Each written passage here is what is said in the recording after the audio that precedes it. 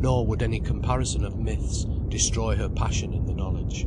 Jove had become a bull or a man in order to love a mortal woman. He had begotten in her a giant, a hero. Very good, so he had, in Greece. For herself, she was no Grecian woman. Not Jove, nor Pan, nor any of those gods, not even Bacchus nor Apollo could come to her. But the sons of God who took to wife the daughters of men, these were such as should take her to wife. She clung to the secret hope, the aspiration. She lived a dual life, one where the facts of daily life encompassed everything, being legion, and the other wherein the facts of daily life were superseded by the eternal truth. So utterly did she desire the sons of God should come to the daughters of men, and she believed more in her desire and its fulfilment than in the obvious facts of life. The fact that a man was a man did not state his descent from Adam, did not exclude that he was also one of the unhistoried, unaccountable sons of God. As yet she was confused, but not denied. Again she heard the voice, "It is easier for a camel to go through the eye of a needle than for a rich man to enter into heaven." But it was explained the needle's eye was a little gateway for foot passengers, through which the great humped camel with his load could not possibly squeeze himself, or perhaps at a great risk. If he were a little camel, he might get through. For one could not absolutely exclude the rich man from heaven, said the Sunday school teachers. It pleased her also to know that in the East one must use hyperbole, or else remain unheard, because the Eastern man must see a thing swelling to fill all heaven, or dwindled to a mere nothing, before he is suitably impressed. She immediately sympathized with this Eastern mind. Yet the words continued to have a meaning that was untouched either by the knowledge of gateways or hyperboles. The historical or local or psychological interest in the words was another thing. There remained unaltered the inexplicable value of the saying. What was this relation between a needle's eye, a rich man, and heaven? What sort of a needle's eye? What sort of a rich man? What sort of heaven? Who knows? It means the absolute world, and can never be more than half interpreted in terms of the relative world. But must one apply the speech literally? Was her father a rich man? Couldn't he get to heaven? Or was he only a half-rich man? Or was he merely a poor man? At any rate, unless he gave everything away to the poor, he would find it much harder to get to heaven. The needle's eye would be too tight for him. She almost wished he were penniless poor. If one were coming to the base of it, any man was rich who was not as poor as the poorest. She had her qualms. When in imagination she saw her father giving away their piano and the 2 cows and the capital at the bank to the labourers of the district, so that they, the Brangwens, should be as poor as the Wherrys, and she did not want it, she was impatient. Very well, she thought, we'll forego that heaven, that's all. At any rate the needle's eye sort. And she dismissed the problem. She was not going to be as poor as the Wherrys, not for all the sayings on earth. The miserable, squalid Wherrys.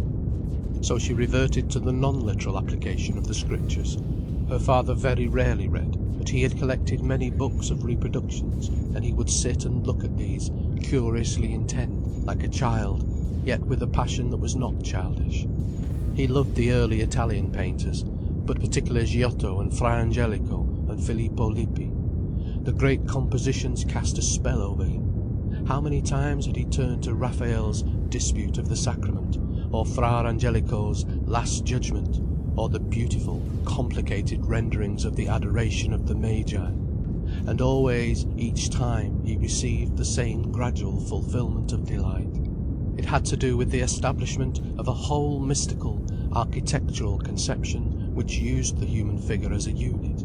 Sometimes he had to hurry home, and go to the Fra Angelico Last Judgment, the pathway of open graves, the huddled earth on either side, the seemly heaven arranged above, the singing process to paradise on the one hand, the stuttering descent to hell on the other, completed and satisfied him. He did not care whether or not he believed in devils or angels.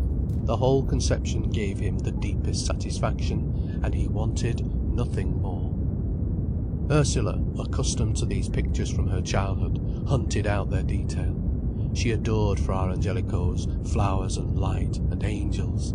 She liked the demons and enjoyed the hell. But the representation of the encircled God, surrounded by all the angels on high, suddenly bored her.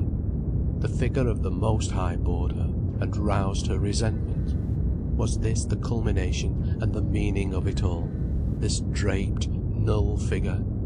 The angels were so lovely and the light so beautiful, and only for this, to surround such a banality for God? She was dissatisfied, but not fit as yet to criticise. There was yet so much to wonder over. Winter came. Pine branches were torn down in the snow. The green pine needles looked rich upon the ground. There was the wonderful, starry, straight track of a pheasant's footsteps across the snow, imprinted so clear. There was the lobbing mark of the rabbit, 2 holes abreast, 2 holes following behind. The hare shoved deeper shafts, slanting, and his 2 hind feet came down together and made one large pit. The cat podded little holes, and birds made a lacy pattern. Gradually there gathered the feeling of expectation. Christmas was coming. In the shed at nights a secret candle was burning. A sound of veiled voices was heard. The boys were learning the old mystery play of St. George and Beelzebub. Twice a week, by lamplight, there was choir practice in the church, for the learning of old carols Brangwen wanted to hear. The girls went to these practices. Everywhere was a sense of mystery and rousedness. Everybody was preparing for something. The time came near. The girls were decorating the church with cold fingers, binding holly and fir and yew about the pillars, till a new spirit was in the church. The stone broke out into the dark, rich leaf. The arches put forth their buds, and cold flowers rose to blossom in the dim, mystic atmosphere. Ursula must weave mistletoe over the door and over the screen, and hang a silver dove from a sprig of yew, till dusk came down, and the church was like a grove. In the cowshed the boys were blacking their faces for a dress rehearsal. The turkey hung dead, with opened, speckled wings in the dairy. The time was come to make pies, in readiness. The expectation grew more tense. The star was risen into the sky, the songs, the carols were ready to hail it. The star was the sign in the sky. Earth too should give a sign. As evening drew on, hearts beat fast with anticipation. Hands were full of ready gifts. There were the tremulously expectant words of the church service. The night was past and the morning was come. The gifts were given and received. Joy and peace made a flapping of wings in each heart. There was a great burst of carols. The peace of the world had dawned. Strife had passed away. Every hand was linked in hand. Every heart was singing. It was bitter, though, that Christmas day, as it drew on to evening, and night became a sort of bank holiday, flat and stale. The morning was so wonderful, but in the afternoon and evening the ecstasy perished like a nipped thing, like a bud in a false spring. Alas, that Christmas was only a domestic feast, a feast of sweetmeats and toys. Why did not the grown-ups also change their everyday hearts and give way to ecstasy? Where was the ecstasy? How passionately the Brangwens craved for it, the ecstasy. The father was troubled, dark-faced and disconsolate on Christmas night, because the passion was not there, because the day was become as every day, and hearts were not aflame. Upon the mother was a kind of absentness, as ever, as if she were exiled for all her life. Where was the fiery heart of joy, now the coming was fulfilled? Where was the star, the Magi's transport, the thrill of new being that shook the earth? Still it was there, even if it were faint and inadequate. The cycle of creation still wheeled in the church year. After Christmas, the ecstasy slowly sank and changed. Sunday followed Sunday, trailing a fine movement, a finely developed transformation over the heart of the family.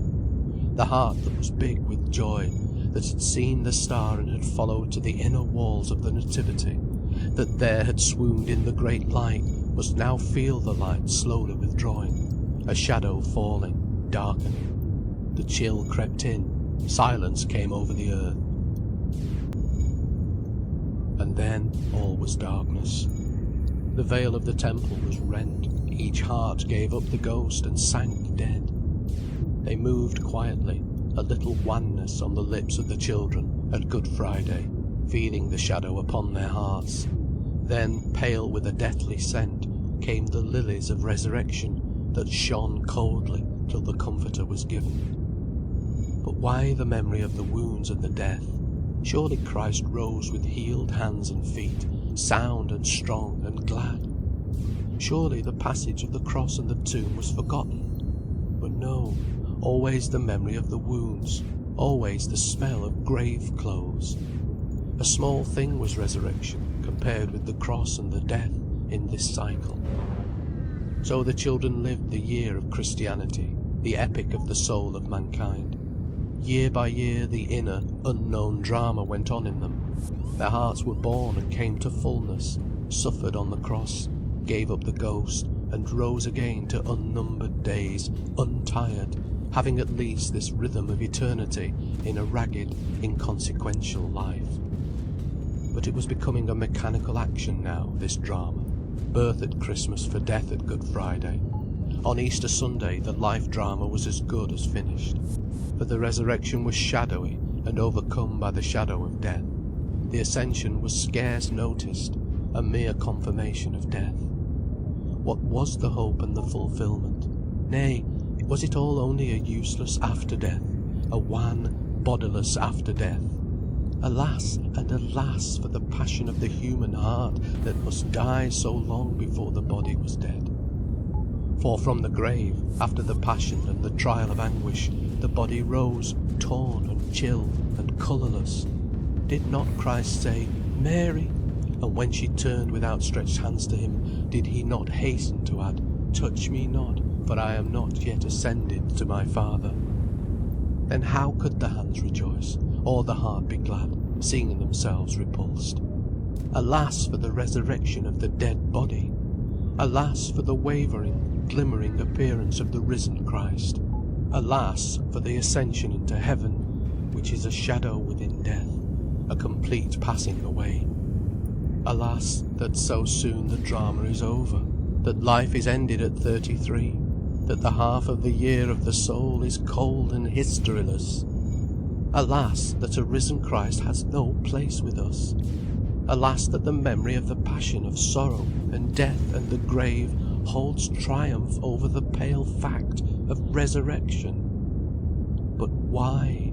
Why shall I not rise with my body whole and perfect, shining with strong life?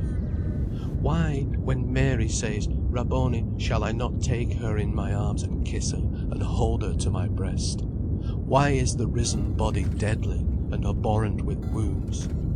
The resurrection is to life, not to death.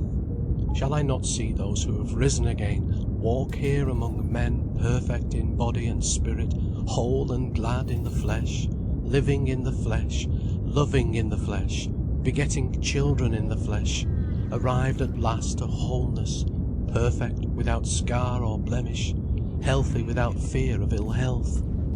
Is this not the period of manhood and of joy and fulfilment after the resurrection? Who shall be shadowed by death and the cross, being risen? And who shall fear the mystic, perfect flesh that belongs to heaven? Can I not then walk this earth in gladness, being risen from sorrow? Can I not eat with my brother happily, and with joy kiss my beloved, after my resurrection? Celebrate my marriage in the flesh with feasting, go about my business eagerly, in the joy of my fellows? Is heaven impatient for me, and bitter against this earth, that I should hurry off, or that I should linger pale and untouched? Is the flesh which was crucified become as poison to the crowds in the street, or is it as a strong gladness and hope to them, as the first flower blossoming out of the earth's humus?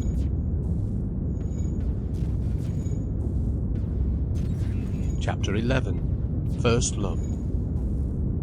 As Ursula passed from girlhood towards womanhood, gradually the cloud of self-responsibility gathered upon her. She became aware of herself, that she was a separate entity in the midst of an unseparated obscurity, that she must go somewhere, she must become something. And she was afraid, troubled. Why, oh why must one grow up? Why must one inherit this heavy, numbing responsibility of living an undiscovered life? Out of the nothing and the undifferentiated mass to make something of herself. But what? In the obscurity and pathlessness to take a direction. But whither? How take even one step? And yet, how stand still?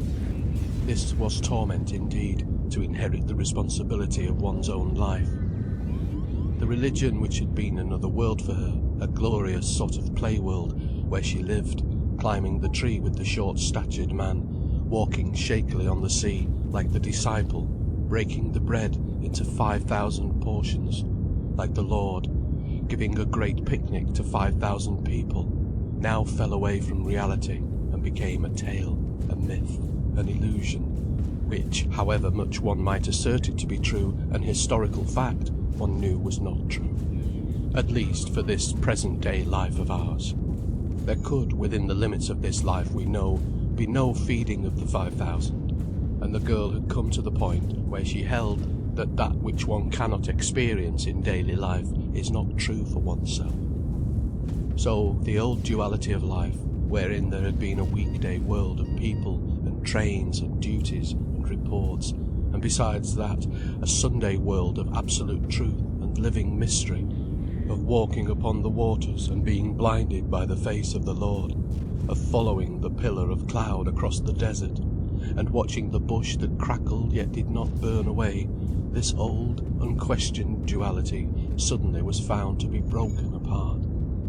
The weekday world had triumphed over the Sunday world. The Sunday world was not real, or at least not actual, and one lived by action. Only the weekday world mattered.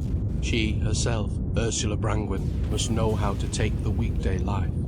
Her body must be a weekday body, held in the world's estimate. Her soul must have a weekday value, known according to the world's knowledge. Well then, there was a weekday life to live, of action and deeds, and so there was a necessity to choose one's action and one's deeds. One was responsible to the world for what one did. Nay, one was more than responsible to the world. One was responsible to oneself. There was some puzzling, tormenting residue of the Sunday world within her, some persistent Sunday self, which insisted upon a relationship with the now shed-away vision world. How could one keep up a relationship with that which one denied? Her task was now to learn the weekday life.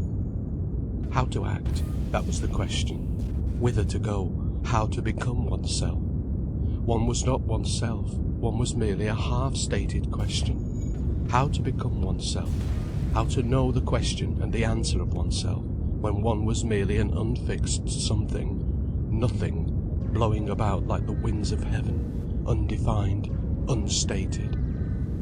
She turned to the visions, which had spoken far-off words that ran along the blood like ripples of an unseen wind. She heard the words again. She denied the vision, for she must be a weekday person, to whom visions were not true, and she demanded only the weekday meaning of the words. There were words spoken by the vision, and words must have a weekday meaning, since words were weekday stuff. Let them speak now. Let them bespeak themselves in weekday terms. The vision should translate itself into weekday terms. "Sell all thou hast and give to the poor," she heard on Sunday morning. That was plain enough for Monday morning too. As she went down the hill to the station, going to school, she took the saying with her. Sell all thou hast and give to the poor. Did she want to do that? Did she want to sell her pearl-back brush and mirror, her silver candlestick, her pendant, her lovely little necklace, and go dressed in drab like the Wherrys, the lovely uncombed Wherrys, who were the poor to her? She did not. She walked this Monday morning on the verge of misery, but she did not want to do what was right, and she didn't want to do what the Gospels said. She didn't want to be poor, really poor. The thought was a horror to her, to live like the Wherrys, so ugly, to be at the mercy of everybody. Sell that thou hast and give to the poor. One could not do it in real life. How dreary and hopeless it made her. Nor could one turn the other cheek. Teresa slapped Ursula on the face. Ursula, in a mood of Christian humility, silently presented the other side of her face, which Teresa, in exasperation at the challenge, also hit. Whereupon Ursula, with boiling heart, went meekly away. But anger and deep writhing shame tortured her, so she was not easy till she had again quarrelled with Teresa and had almost shaken her sister's head off. "That'll teach you," she said grimly, and she went away, unchristian but clean. There was something unclean and degrading about this humble side of Christianity. Ursula suddenly revolted to the other extreme. "I hate the Wherrys, and I wish they were dead. Why does my father leave us in the lurch like this, making us be poor and insignificant? Why is he not more? If we had a father as he ought to be, he would be Earl William Brangwen, and I should be the Lady Ursula. What right have I to be poor, crawling along the lane like vermin? If I had my rights, I should be seated on horseback in a green riding habit, and my groom would be behind me, and I should stop at the gates of the cottages, and inquire of the cottage woman who came out with the child in her arms, how did her husband, who had hurt his foot, and I would pat the flaxen head of the child, stooping from my horse, and I would give her a shilling from my purse, and order nourishing food to be sent from the hall to the cottage."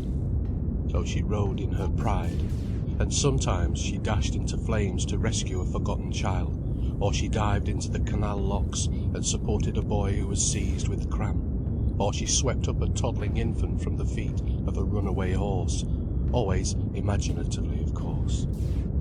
But in the end there returned the poignant yearning from the Sunday world. As she went down in the morning from Cossitane and saw Ilkeston, smoking blue and tender upon its hill, then her heart surged with far-off words. "O Jerusalem, Jerusalem, how often would I have gathered thy children together as a hen gathereth her chickens under her wings, and ye would not." The passion rose in her for Christ, for the gathering under the wings of security and warmth. But how did it apply to the weekday world? What could it mean, but that Christ should clasp her to his breast as a mother clasps her child? And oh, for Christ, for him who could hold her to his breast and lose her there. Oh, for the breast of a man, where she should have refuge and bliss for ever. All her senses quivered with passionate yearning.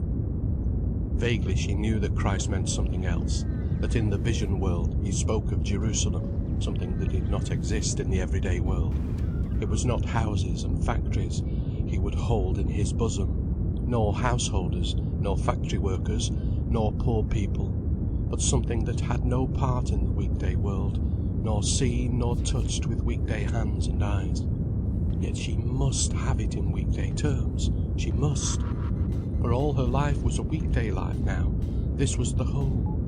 So he must gather her body to his breast, that was strong with a broad bone, and which sounded with the beating of the heart, and which was warm with the life of which she partook, the life of the running blood. So she craved for the breast of the Son of Man to lie there, and she was ashamed in her soul, ashamed. For whereas Christ spoke for the vision to answer, she answered from the weekday fact. It was a betrayal, a transference of meaning from the vision world to the matter-of-fact world. So she was ashamed of her religious ecstasy, and dreaded lest anyone should see it. Early in the year, when the lambs came and shelters were built of straw, and on her uncle's farm the men sat at night with a lantern and a dog, then again there swept over her this passionate confusion between the vision world and the weekday world. Again she felt Jesus in the countryside. Ah, he would lift up the lambs in his arms. Ah, and she was the lamb. Again in the morning, going down the lane, she heard the ewe call, and the lambs came running, shaking and twinkling with newborn bliss, and she saw them stooping, nuzzling, groping to the udder, to find the teats, whilst the mother turned her head gravely and sniffed her own, and they were sucking, vibrating with bliss on their little long legs, their throats stretched up, their new bodies quivering to the stream of blood-warm, loving milk. Oh, and the bliss, the bliss! She could scarcely tear herself away to go to school. The little noses nuzzling at the udder, the little bodies so glad and sure, the little black legs crooked, the mother standing still, yielding herself to their quivering attraction. Then the mother walked calmly away. Jesus, the vision world, the everyday world, all mixed inextricably in a confusion of pain and bliss. It was almost agony, the confusion, the inextricability. Jesus, the vision, speaking to her who was non-visionary, and she would take his words of the Spirit and make them to pander to her own carnality. This was a shame to her. The confusing of the spirit world with the material world in her own soul degraded her. She answered the call of the Spirit in terms of the immediate, everyday desire. Come unto me, all ye that labour and are heavy laden, and I will give you rest. It was the temporal answer she gave. She leapt with sensuous yearning to respond to Christ. If she could go to him really, and lay her head on his breast, to have comfort, to be made much of, caressed like a child. All the time she walked in a confused heat of religious yearning. She wanted Jesus to love her deliciously, to take her sensuous offering, to give her sensuous response. For weeks she went in a muse of enjoyment. And all the time she knew underneath that she was playing false, accepting the passion of Jesus for her own physical satisfaction. But she was in such a daze, such a tangle. How could she get free? She hated herself. She wanted to trample on herself, destroy herself. How could one become free? She hated religion because it lent itself to her confusion. She abused everything. She wanted to become hard, indifferent, brutally callous to everything but just the immediate need, the immediate satisfaction. To have a yearning towards Jesus, only that she might use him to pander to her own soft sensation, use him as a means of reacting upon herself, maddened her in the end. There was then no Jesus, no sentimentality. With all the bitter hatred of helplessness, she hated sentimentality. At this period came the young Skrebensky. She was nearly 16 years old, a slim, smouldering girl, deeply reticent, yet lapsing into unreserved expansiveness now and then, when she seemed to give away her whole soul, but when in fact she only made another counterfeit of her soul for outward presentation. She was sensitive in the extreme, always tortured, always affecting a callous indifference to screen herself. She was at this time a nuisance on the face of the earth, with her spasmodic passion and her slumberous torment. She seemed to go with all her soul in her hands, yearning to the other person. Yet all the while, deep at the bottom of her, was a childish antagonism of distrust. She thought she loved everybody and believed in everybody. But because she could not love herself, nor believe in herself, she mistrusted everybody with the mistrust of a serpent or a captured bird. Her starts of revulsion and hatred were more inevitable than her impulses of love. So she wrestled through her dark days of confusion, soulless, uncreated, unformed. One evening, as she was studying in the parlour, her head buried in her hands, she heard new voices in the kitchen speaking.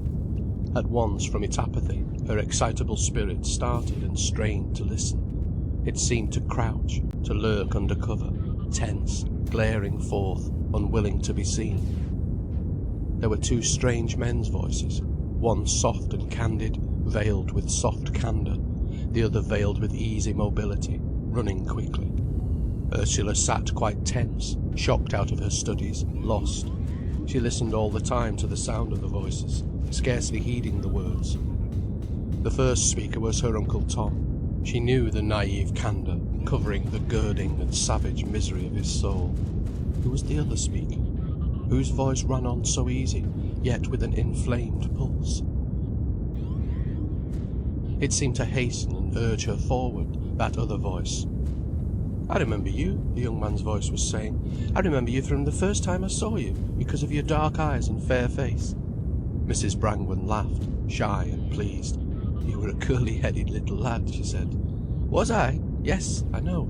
They were very proud of my curls." And her laugh ran to silence. "You were a very well-mannered lad, I remember," said her father. "Oh, did I ask you to stay the night? I always used to ask people to stay the night. I believe it was rather trying for my mother." There was a general laugh. Ursula rose. She had to go. At the click of the latch everybody looked round. The girl hung in the doorway, seized with a moment's fierce confusion. She was going to be good-looking. Now she had an attractive gawkiness, as she hung a moment, not knowing how to carry her shoulders.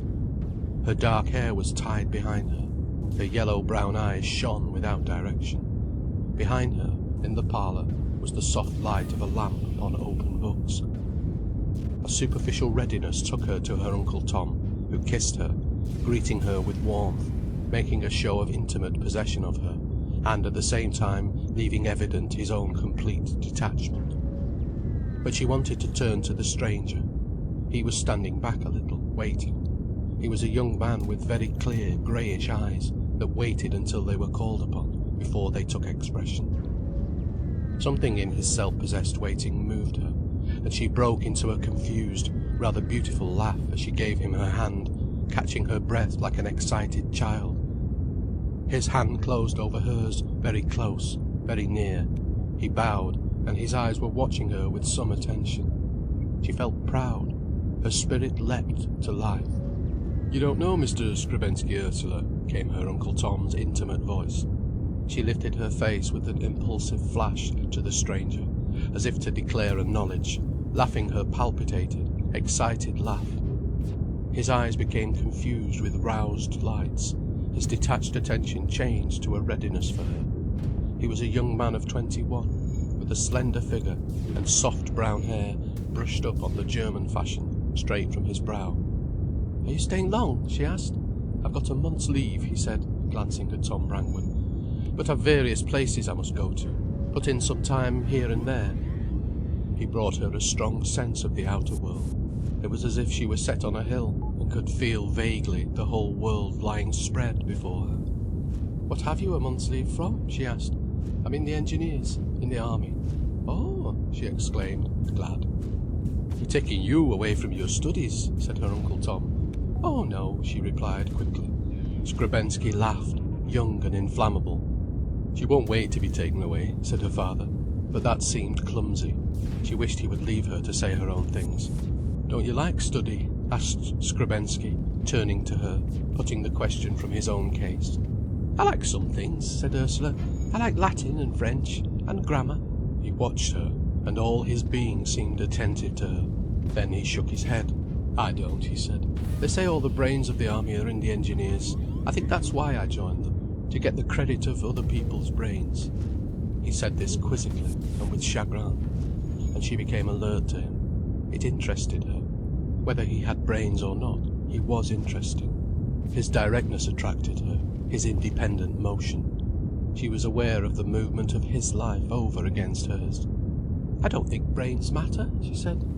"What does matter then?" came her Uncle Tom's intimate, caressing, half-jeering voice. She turned to him. "It matters whether people have courage or not," she said. "Courage for what?" asked her uncle. "For everything." Tom Brangwen gave a sharp little laugh.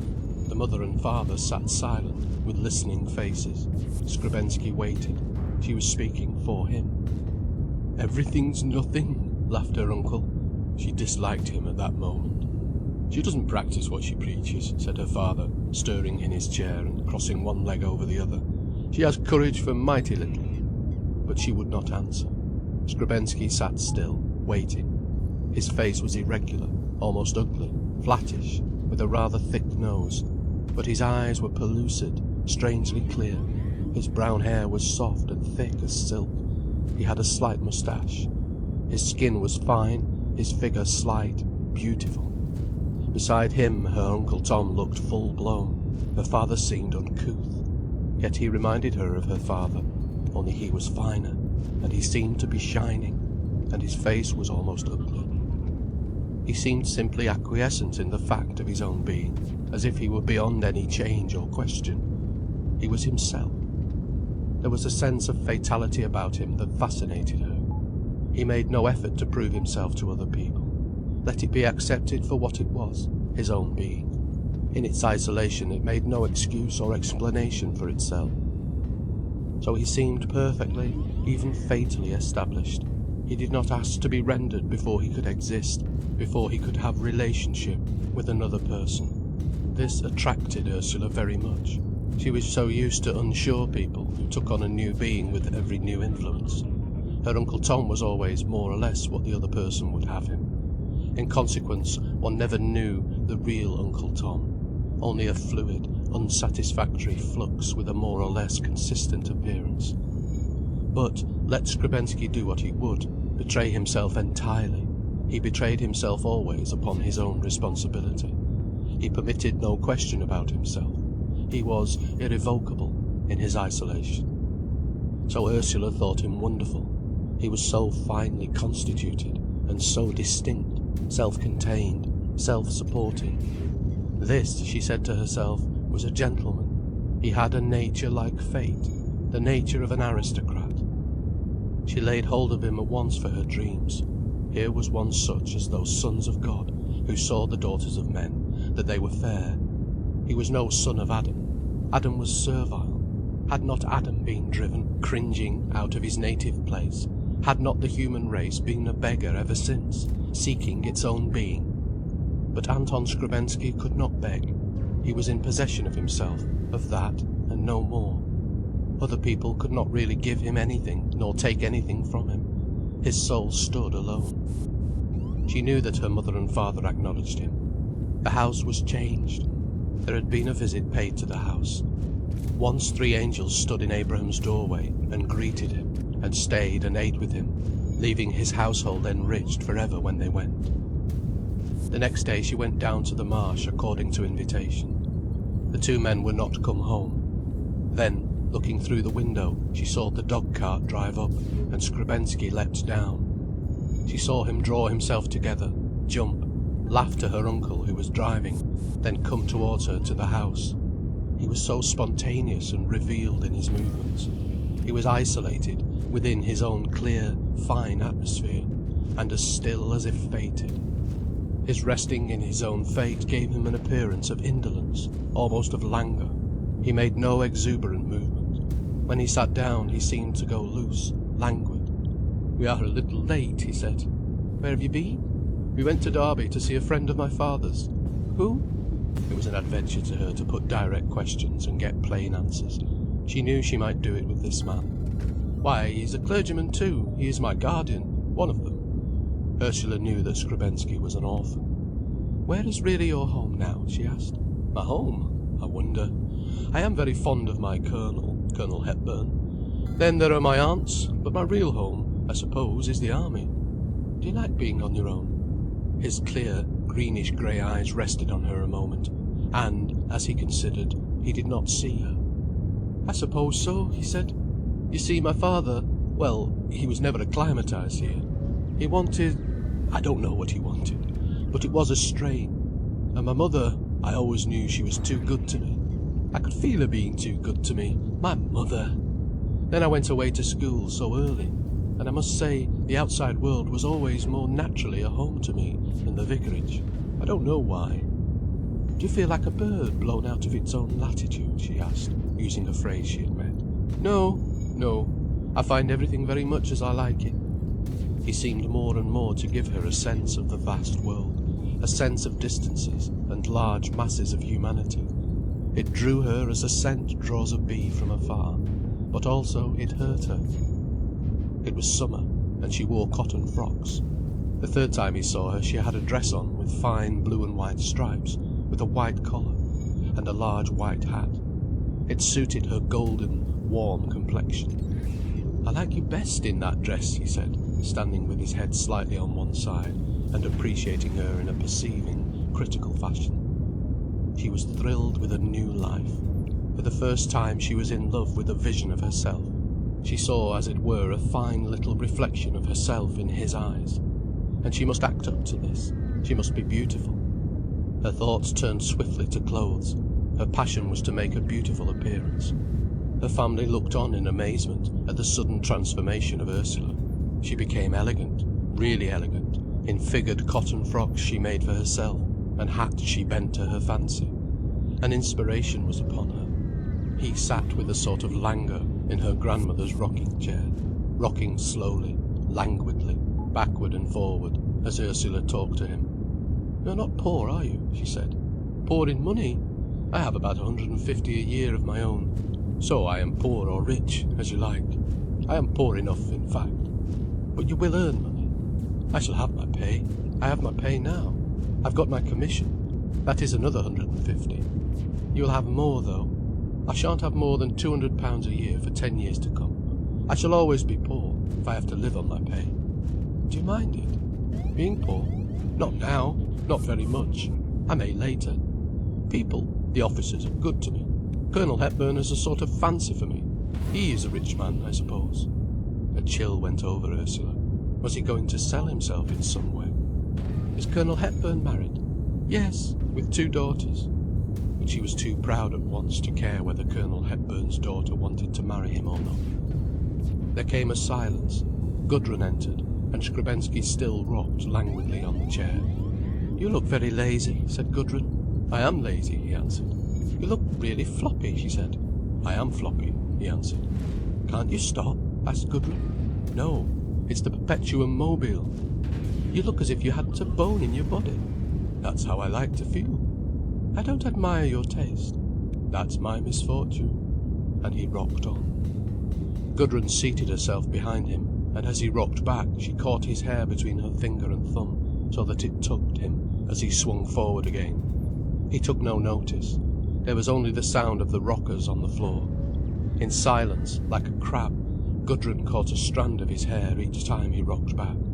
Ursula flushed and sat in some pain. She saw the irritation gathering on his brow. At last he leapt up, suddenly, like a steel spring going off, and stood on the hearthrug. Damn it, why can't I rock? He asked, petulantly, fiercely. Ursula loved him for his sudden, steel-like start out of the languor. He stood on the hearthrug fuming, his eyes gleaming with anger. Gudrun laughed in her deep, mellow fashion. Men don't rock themselves, she said. Girls don't pull men's hair, he said.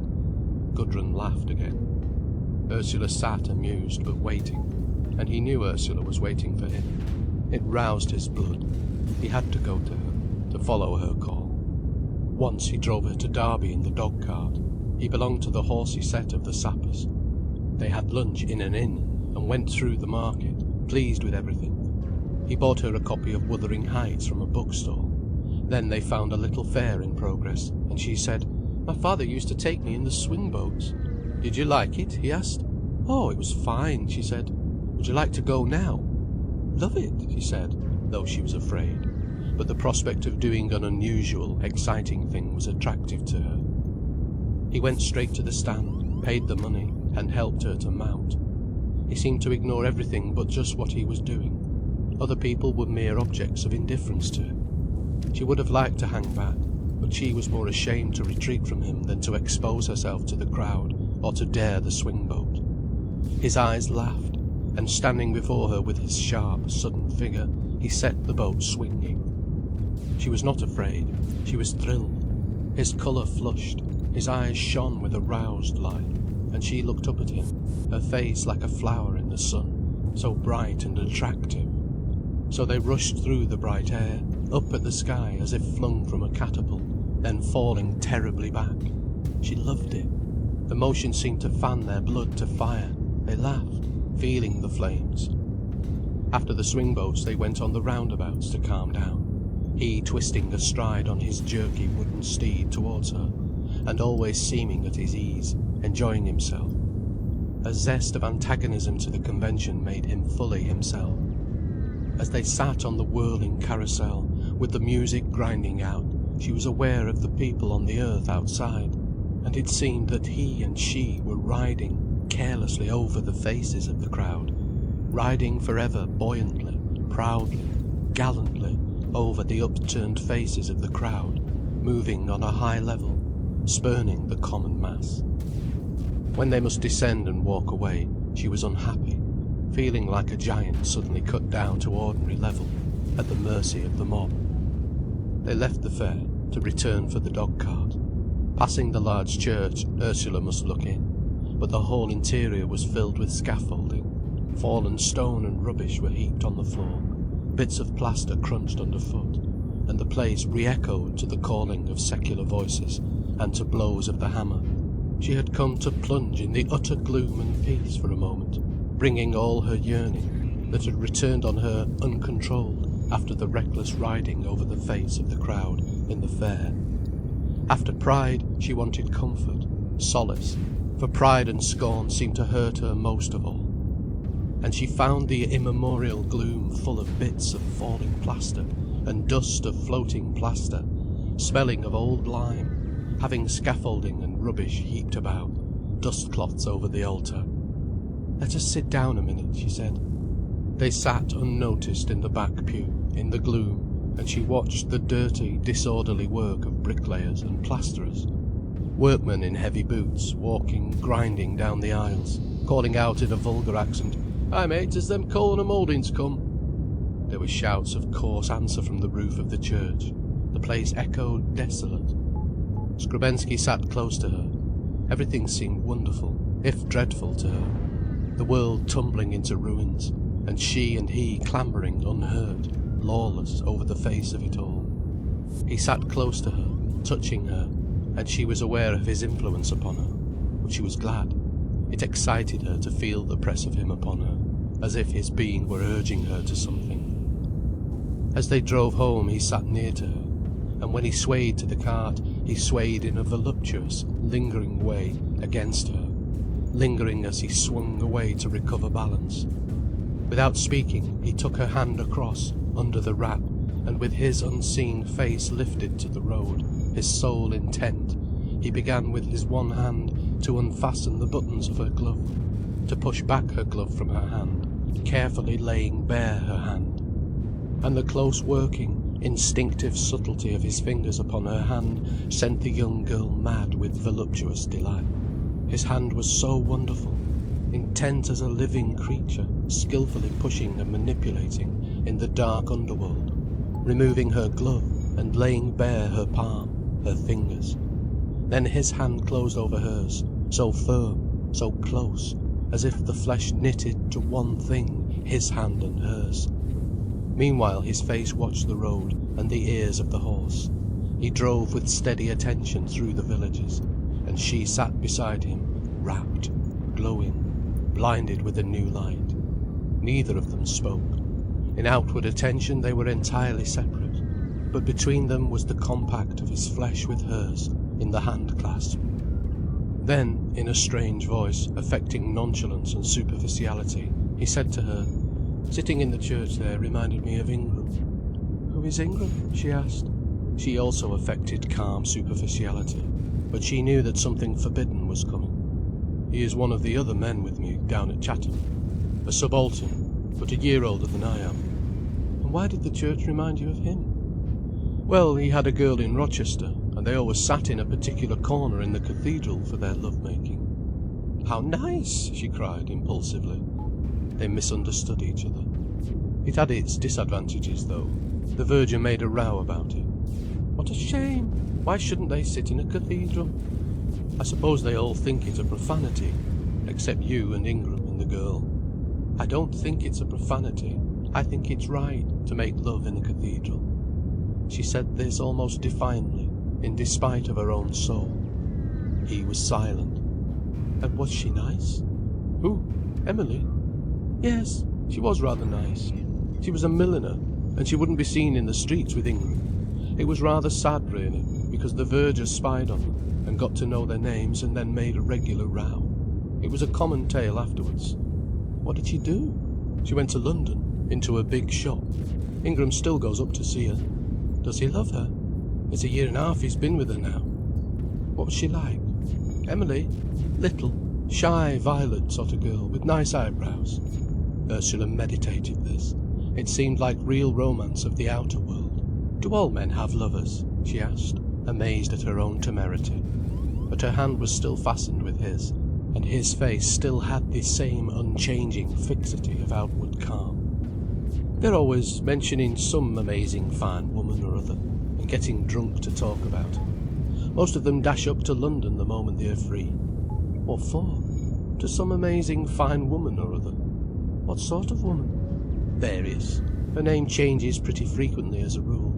One of the fellows is a perfect maniac.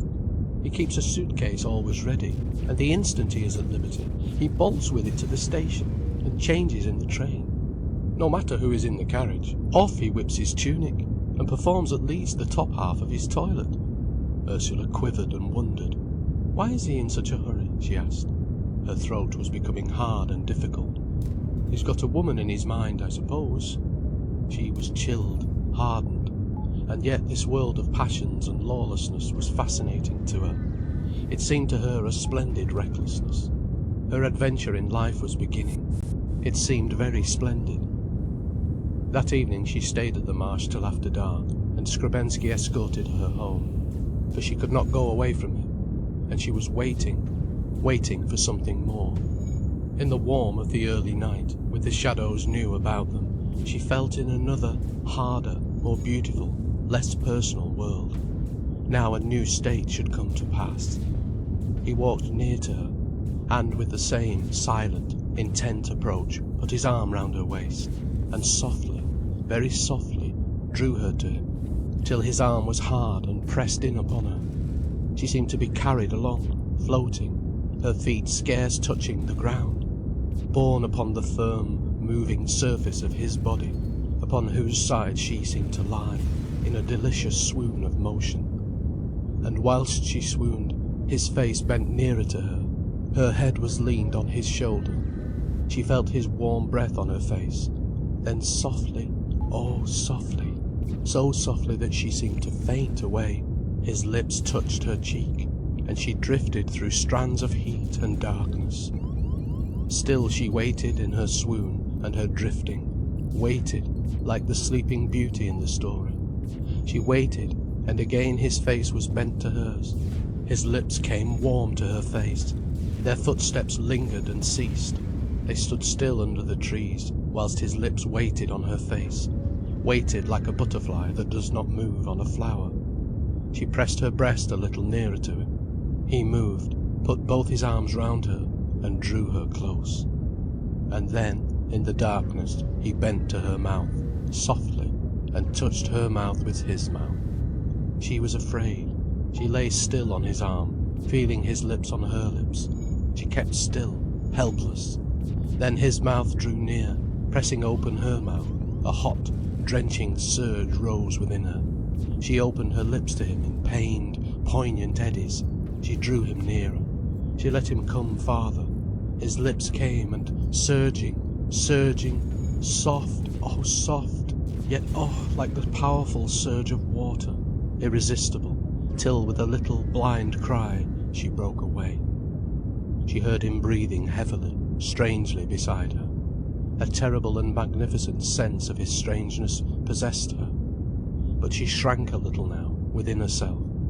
Hesitating, they continued to walk on, quivering like shadows under the ash trees of the hill, where her grandfather had walked with his daffodils to make his proposal, and where her mother had gone with her young husband, walking close upon him as Ursula was now walking upon Skrebensky.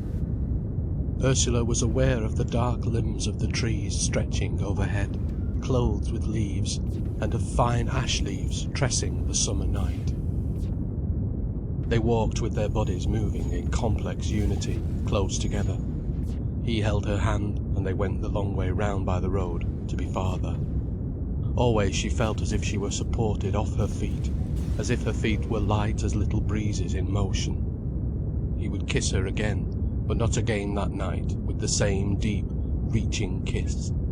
She was aware now, aware of what a kiss might be, and so it was more difficult to come to him. She went to bed, feeling all warm with electric warmth, as if the gush of dawn were within her, upholding her, and she slept deeply, sweetly, oh so sweetly. In the morning she felt sound as an ear of wheat, fragrant and firm and full. They continued to be lovers, in the first wondering state of unrealization. Ursula told nobody. She was entirely lost in her own world. Yet some strange affectation made her seek for a spurious confidence. She had at school a quiet, meditative, serious-souled friend called Ethel, and to Ethel must Ursula confide the story. Ethel listened absorbedly, with bowed, unbetraying head, whilst Ursula told her secret. Oh, it was so lovely, his gentle, delicate way of making love. Ursula talked like a practised lover. "Do you think," asked Ursula, "it is wicked to let a man kiss you? Real kisses, not flirting?" "I should think," said Ethel, "it depends. He kissed me under the ash trees on Cossethay Hill. Do you think it was wrong?" "When?" "On Thursday night, when he was seeing me home. But real kisses, real. He is an officer in the army." "What time was it?" asked the deliberate Ethel. "I don't know, about 9:30. There was a pause. "I think it's wrong," said Ethel, lifting her head with impatience. "You don't know him." She spoke with some contempt. "Yes, I do. He is half a Pole, and a baron too. In England he is equivalent to a lord. My grandmother was his father's friend." But the two friends were hostile. It was as if Ursula wanted to divide herself from her acquaintances, in asserting her connection with Anton, as she now called him. He came a good deal to Cossethay, because her mother was fond of him. Anna Brangwen became something of a grande dame with Skrebensky, very calm, taking things for granted. "Aren't the children in bed?" cried Ursula petulantly, as she came in with the young man. "They will be in bed in half an hour," said the mother. "There is no peace," cried Ursula. "The children must live, Ursula," said her mother. And Skrebensky was against Ursula in this. Why should she be so insistent? But then, as Ursula knew, he did not have the perpetual tyranny of young children about him. He treated her mother with great courtliness, to which Mrs. Brangwen returned an easy, friendly hospitality. Something pleased the girl in her mother's calm assumption of state. It seemed impossible to abate Mrs. Brangwen's position. She could never be beneath anyone in public relation. Between Brangwen and Skrebensky there was an unbridgeable silence. Sometimes the two men made a slight conversation, but there was no interchange. Ursula rejoiced to see her father retreating into himself against the young man. She was proud of Skrebensky in the house. His lounging, languorous indifference irritated her, and yet cast a spell over her. She knew it was the outcome of a spirit of laisser-aller, combined with profound young vitality. Yet it irritated her deeply. Notwithstanding, she was proud of him as he lounged in his lambent fashion in her home. He was so attentive and courteous to her mother and to herself all the time. It was wonderful to have his awareness in the room. She felt rich and augmented by it, as if she were the positive attraction and he the flow towards her. And his courtesy and his agreement might be all her mother's, but the lambent flicker of his body was for herself. She held it. She must ever prove her power. "I meant to show you my little wood carving," she said. "I'm sure it's not worth showing that," said her father. "Would you like to see it?" she asked, leaning towards the door. And his body had risen from the chair, though his face seemed to want to agree with her parents. "It is in the shed," she said, and he followed her out of the door, whatever his feelings might be. In the shed they played at kisses, really played at kisses. It was a delicious, exciting game. She turned to him, her face all laughing, like a challenge, and he accepted the challenge at once. He twined his hand full of her hair, and gently, with his hand wrapped round with hair behind her head, gradually brought her face nearer to his, whilst she laughed breathless with challenge, and his eyes gleamed with answer, with enjoyment of the game. And he kissed her, asserting his will over her, and she kissed him back, asserting her deliberate enjoyment of him. Daring and reckless and dangerous they knew it was, their game, each playing with fire, not with love. A sort of defiance of all the world possessed her in it. She would kiss him just because she wanted to. And a daredevilry in him, like a cynicism, a cut at everything he pretended to serve, retaliated in him. She was very beautiful then, so wide open, so radiant, so palpitating, exquisitely vulnerable and poignantly, wrongly throwing herself to risk. It roused a sort of madness in him. Like a flower shaking and wide opened in the sun, she tempted him and challenged him. And he accepted the challenge. Something went fixed in him. And under all her laughing, poignant recklessness was the quiver of tears. That almost sent him mad. Mad with desire, with pain, whose only issue was through possession of her body. So, shaken, afraid, they went back to her parents in the kitchen, and dissimulated. But something was roused in both of them that they could not now allay. It intensified and heightened their senses. They were more vivid and powerful in their being. But under it all was a poignant sense of transience. It was a magnificent self-assertion on the part of both of them. He asserted himself before her. He felt himself infinitely male and infinitely irresistible. She asserted herself before him. She knew herself infinitely desirable, and hence infinitely strong. And after all, what could either of them get from such a passion but a sense of his or of her own maximum self, in contradistinction to all the rest of life, wherein was something finite and sad, for the human soul at its maximum wants a sense of the infinite. Nevertheless, it was begun now, this passion, and must go on. The passion of Ursula to know her own maximum self, limited and so defined against him. She could limit and define herself against him, the male. She could be her maximum self, female, oh female, triumphant for one moment in exquisite assertion against the male, in supreme contradistinction to the male. The next afternoon, when he came prowling, she went with him across to the church. Her father was gradually gathering in anger against him. Her mother was hardening in anger against her. But the parents were naturally tolerant in action. They went together across the churchyard, Ursula and Skrebensky, and ran to hiding in the church. It was dimmer in there than the sunny afternoon outside, but the mellow glow among the bowed stone was very sweet. The windows burned in ruby and in blue.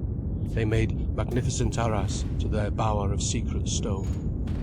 "What a perfect place for a rendezvous," he said, in a hushed voice, glancing round. She too glanced round the familiar interior. The dimness and stillness chilled her, but her eyes lit up with daring. Here she would assert her indomitable gorgeous female self. Here she would open her female flower like a flame, in this dimness that was more passionate than light. They hung apart a moment, then wilfully turned to each other for the desired contact. She put her arms round him, she cleaved her body to his, and with her hands pressed upon his shoulders, on his back, she seemed to feel right through him, to know his young, tense body right through. And it was so fine, so hard, yet so exquisitely subject and under her control. She reached him her mouth and drank his full kiss, drank it fuller and fuller. And it was so good. It was very, very good.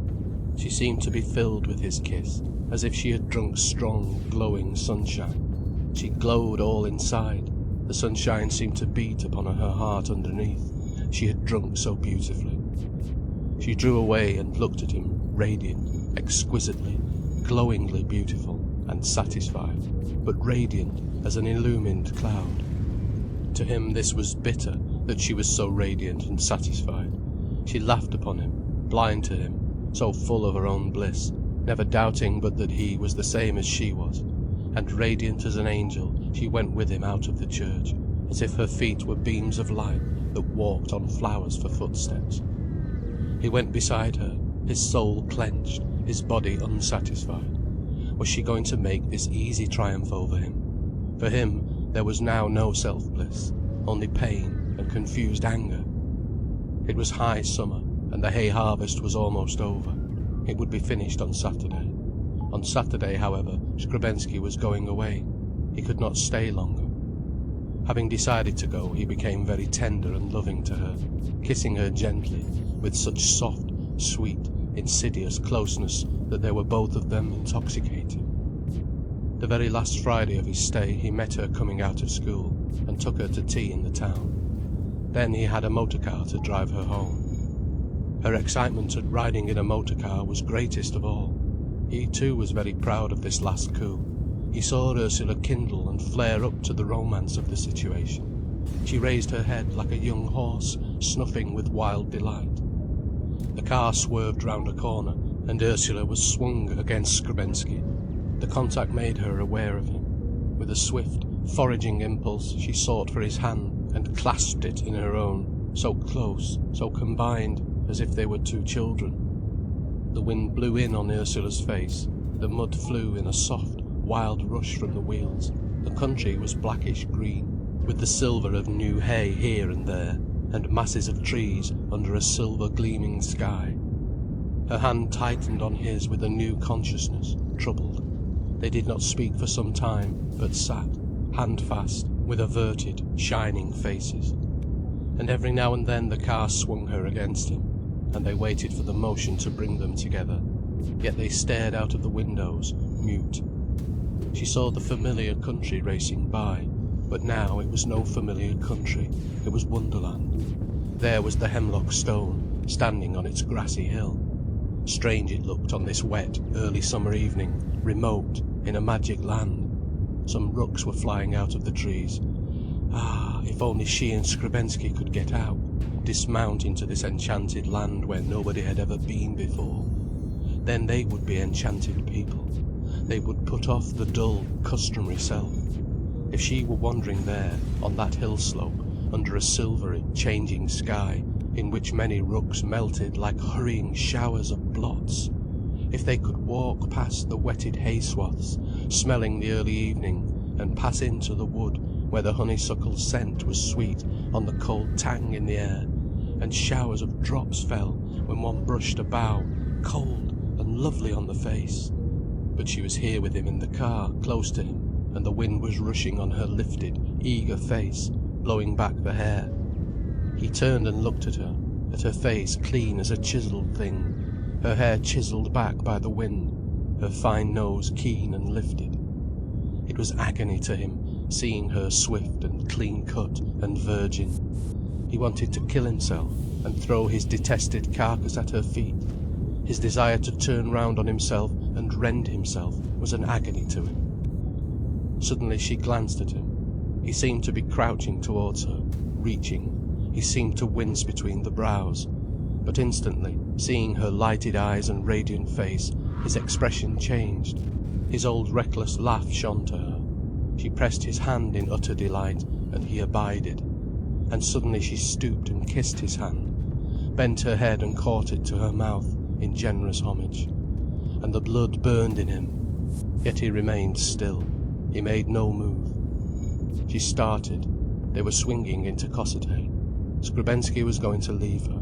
But it was all so magic. Her cup was so full of bright wine. Her eyes could only shine. He tapped and spoke to the man. The car swung up by the yew trees. She gave him her hand and said goodbye, naive and brief as a schoolgirl.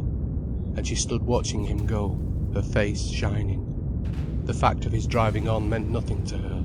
She was so filled by her own bright ecstasy. She did not see him go, for she was filled with light, which was of him. Bright with an amazing light as she was, how could she miss him? In her bedroom she threw her arms in the air in clear pain of magnificence. Oh, it was her transfiguration. She was beyond herself. She wanted to fling herself into all the hidden brightness of the air. It was there, if she could but meet it. But the next day she knew he had gone. Her glory had partly died down, but never from her memory. It was too real. Yet it was gone by, leaving a wistfulness. A deeper yearning came into her soul, a new reserve. She shrank from touch and question. She was very proud, but very new and very sensitive. Oh, that no one should lay hands on her. She was happier running on by herself. Oh, it was a joy to run along the lanes without seeing things, yet being with them. It was such a joy to be alone with all one's riches. The holidays came, when she was free. She spent most of her time running on by herself, curled up in a squirrel place in the garden, lying in a hammock in the coppice, while the birds came near, so near. Oh, in rainy weather she flitted to the marsh, and lay hidden with her book in a hayloft. All the time she dreamed of him, sometimes definitely, but when she was happiest, only vaguely. He was the warm colouring of her dreams. He was the hot blood beating within them. When she was less happy, out of sorts, she pondered over his appearance, his clothes, the buttons with his regimental badge, which he had given her. Or she tried to imagine his life in barracks. Or she conjured up a vision of herself as she appeared in his eyes. His birthday was in August, and she spent some pains on making him a cake. She felt that it would not be in good taste for her to give him a present. Their correspondence was brief, mostly an exchange of postcards, not at all frequent, but with her cake she must send him a letter. "Dear Anton, the sunshine has come back specially for your birthday, I think. I made the cake myself and wish you many happy returns of the day. Don't eat it if it is not good. Mother hopes you will come and see us when you are near enough. I am, your sincere friend, Ursula Brangwen." It bored her to write a letter, even to him. After all, writing words on paper had nothing to do with him and her. The fine weather had set in. The cutting machine went on from dawn till sunset, chattering round the fields. She heard from Skrebensky. He too was on duty in the country, on Salisbury Plain. He was now a second lieutenant in a field troop. He would have a few days off shortly, and would come to the marsh for the wedding. Fred Brangwen was going to marry a schoolmistress out of Ilkeston, as soon as corn harvest was at an end.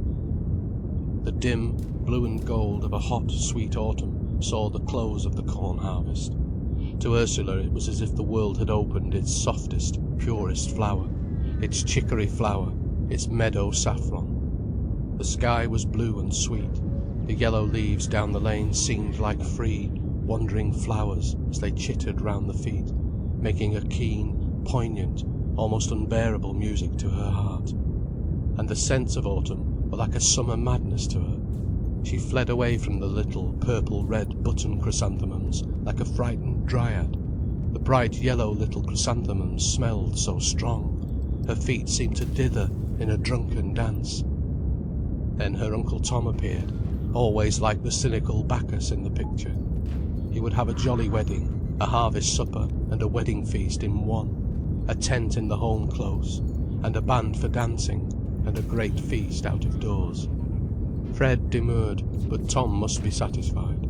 Also, Laura, a handsome, clever girl, the bride, she also must have a great and jolly feast.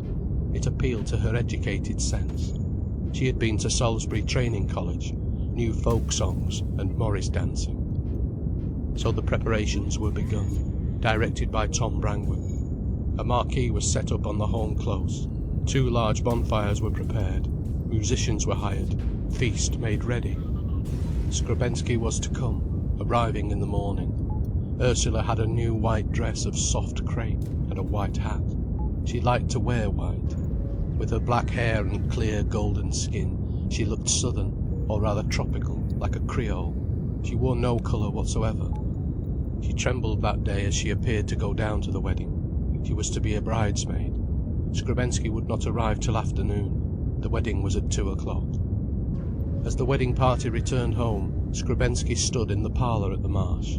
Through the window he saw Tom Brangwen, who was best man, coming up the garden path, most elegant in cut-away coat and white slip and spats, with Ursula laughing on his arm. Tom Brangwen was handsome, with his womanish colouring and dark eyes and black close-cut moustache. But there was something subtly coarse and suggestive about him for all his beauty. His strange, bestial nostrils, opened so hard and wide, and his well-shaped head almost disquieting in its nakedness, rather bald from the front, and all its soft fullness betrayed.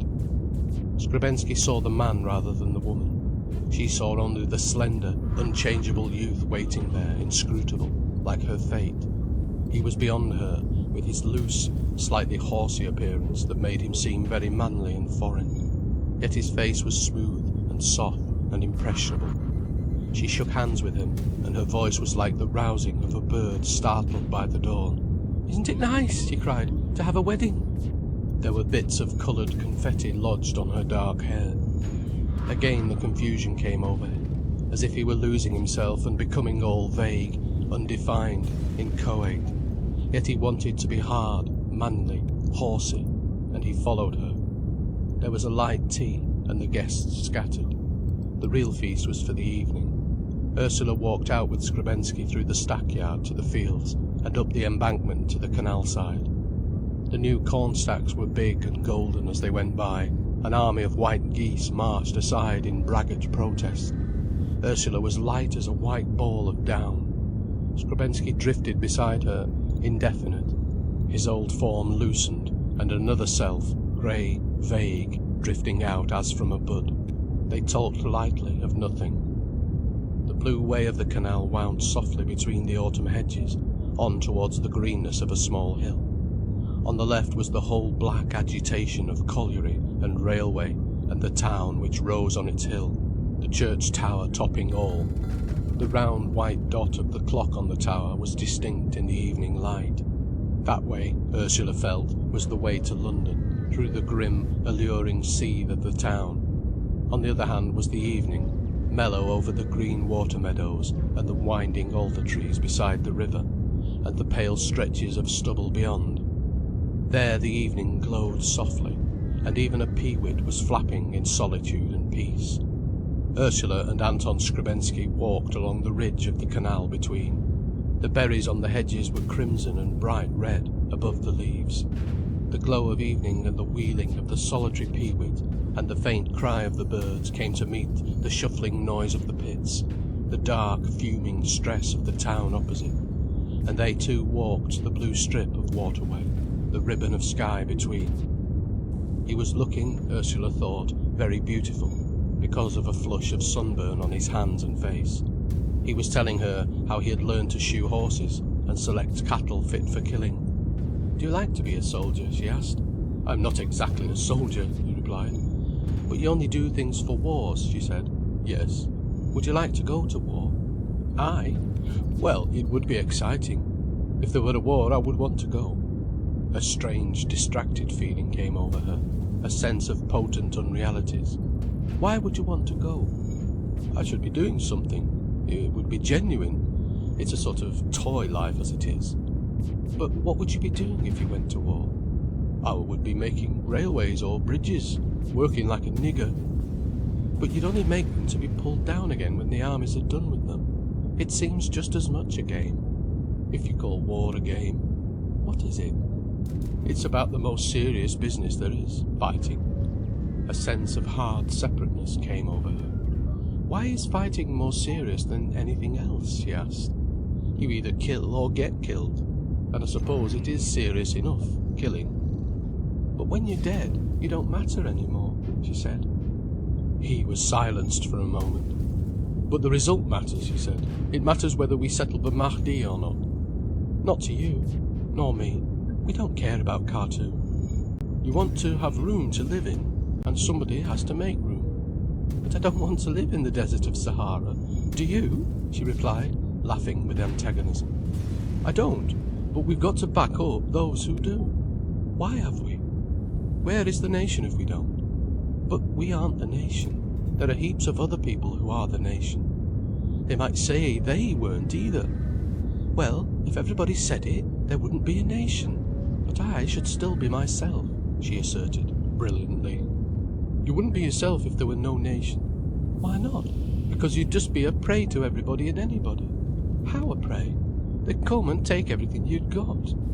"Well, they couldn't take much even then." "I don't care what they take. I'd rather have a robber who carried me off than a millionaire who gave me everything you can buy." "That's because you are a romanticist." "Yes, I am. I want to be romantic. I hate houses that never go away, and people just living in the houses. It's all so stiff and stupid. I hate soldiers. They are stiff and wooden. What do you fight for, really?" "I would fight for the nation."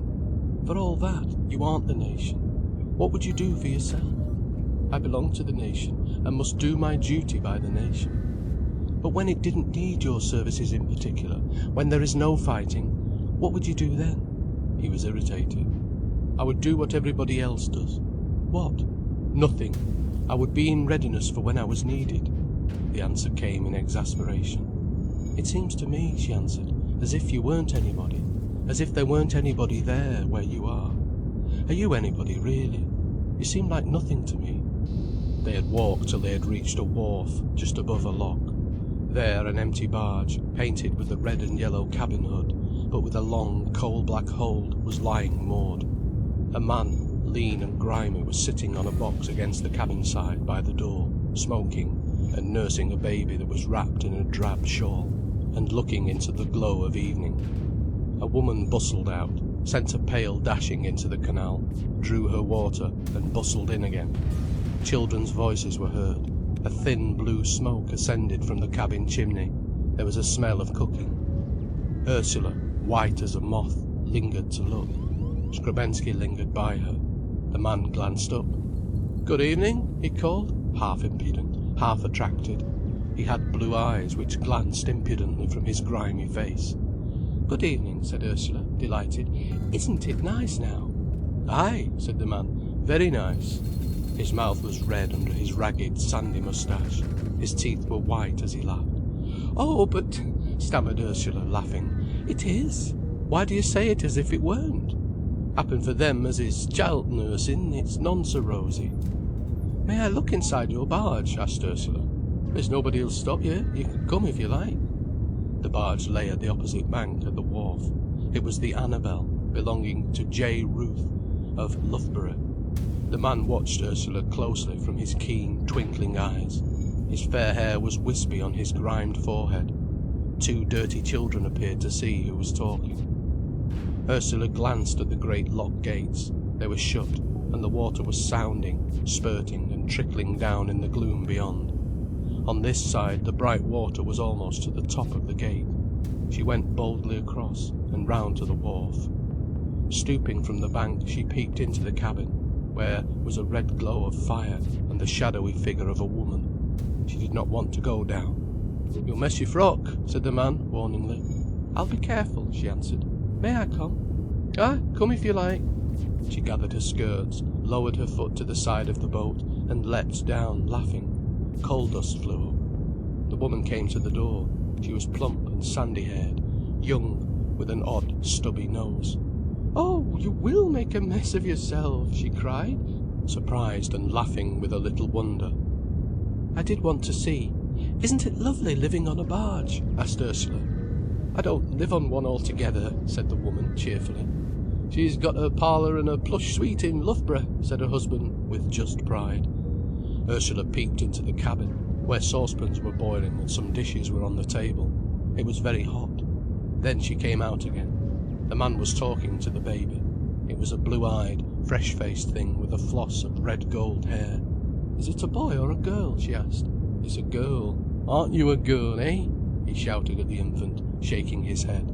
Its little face wrinkled up into the oddest, funniest smile. "Oh!" cried Ursula. "Oh, the dear! Oh, how nice when she laughs!" "She'll laugh hard enough," said the father. "What is her name?" asked Ursula. "She hasn't got a name. She's not worth one," said the man. "Are you fag end and nothing?" he shouted to the baby. The baby laughed. "No, we've been that busy. We've never took her to th' registry office," came the woman's voice. "She was born on th' boat here." "But you know what you're going to call her?" asked Ursula. "We did think of Gladys Em'ly," said the mother. "We thought her nowt of th' sort," said the father. "Hark at him! What do you want?" cried the mother, in exasperation. "She'll be called Annabel after th' boat she was born on." "She's not, so there," said the mother, viciously defiant. The father sat in humorous malice, grinning. "Well, you'll see," he said. And Ursula could tell, by the woman's vibrating exasperation, that he would never give way. "They're all nice names," she said. "Call her Gladys Annabel Em'ly." "Nay, that's heavy laden, if you like," he answered. "You see," cried the woman, "he's that pig-headed. And she's so nice, and she laughs, and she hasn't even got a name," crooned Ursula to the child. "Let me hold her," she added. He yielded her the child, that smelt of babies. But it had such blue, wide, china blue eyes, and it laughed so oddly, with such a taking grimace. Ursula loved it. She cooed and talked to it. It was such an odd, exciting child. "What's your name?" the man suddenly asked of her. "My name is Ursula. Ursula Brangwen," she replied. "Ursula!" he exclaimed, dumbfounded. "There was a Saint Ursula. It's a very old name," she added hastily, in justification. "Hey, mother!" he called. There was no answer. "Pem!" he called. "Can't you hear?" "What?" came the short answer. "What about Ursula?" he grinned. "What about what?" came the answer, and the woman appeared in the doorway, ready for combat. "Ursula!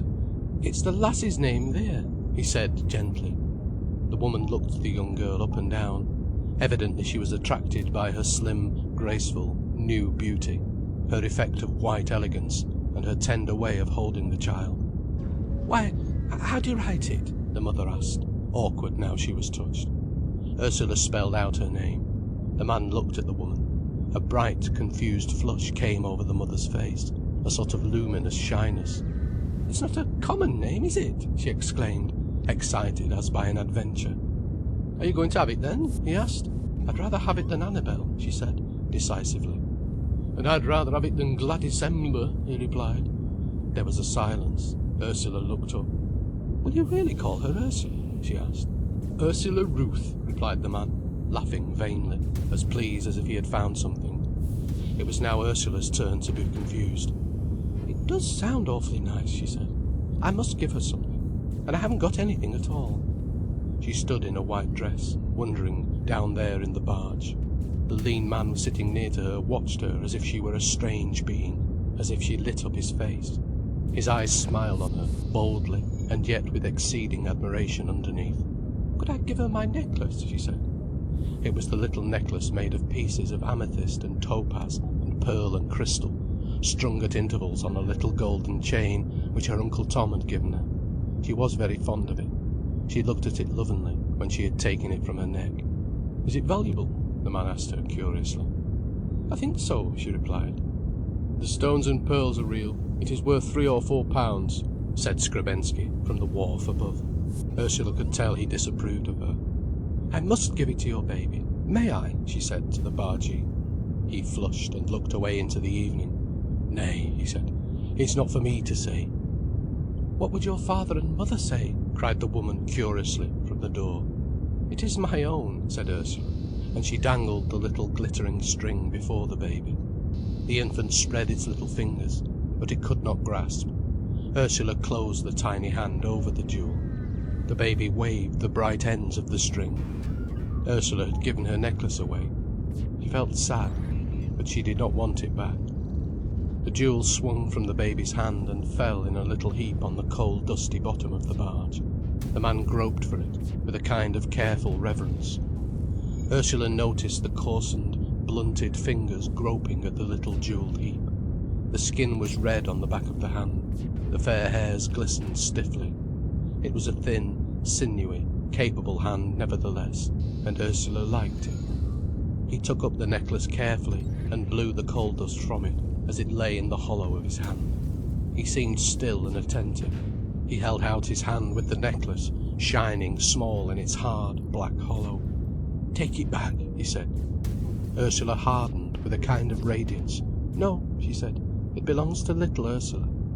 And she went to the infant and fastened the necklace round its warm, soft, weak little neck. There was a moment of confusion. Then the father bent over his child. "What do you say?" he said. "Do you say thank you? Do you say thank you, Ursula?" "Her name's Ursula now," said the mother, smiling a little bit ingratiatingly from the door.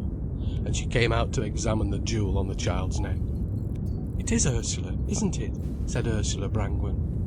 The father looked up at her with an intimate, half gallant, half impudent, but wistful look. His captive soul loved her, but his soul was captive, he knew, always.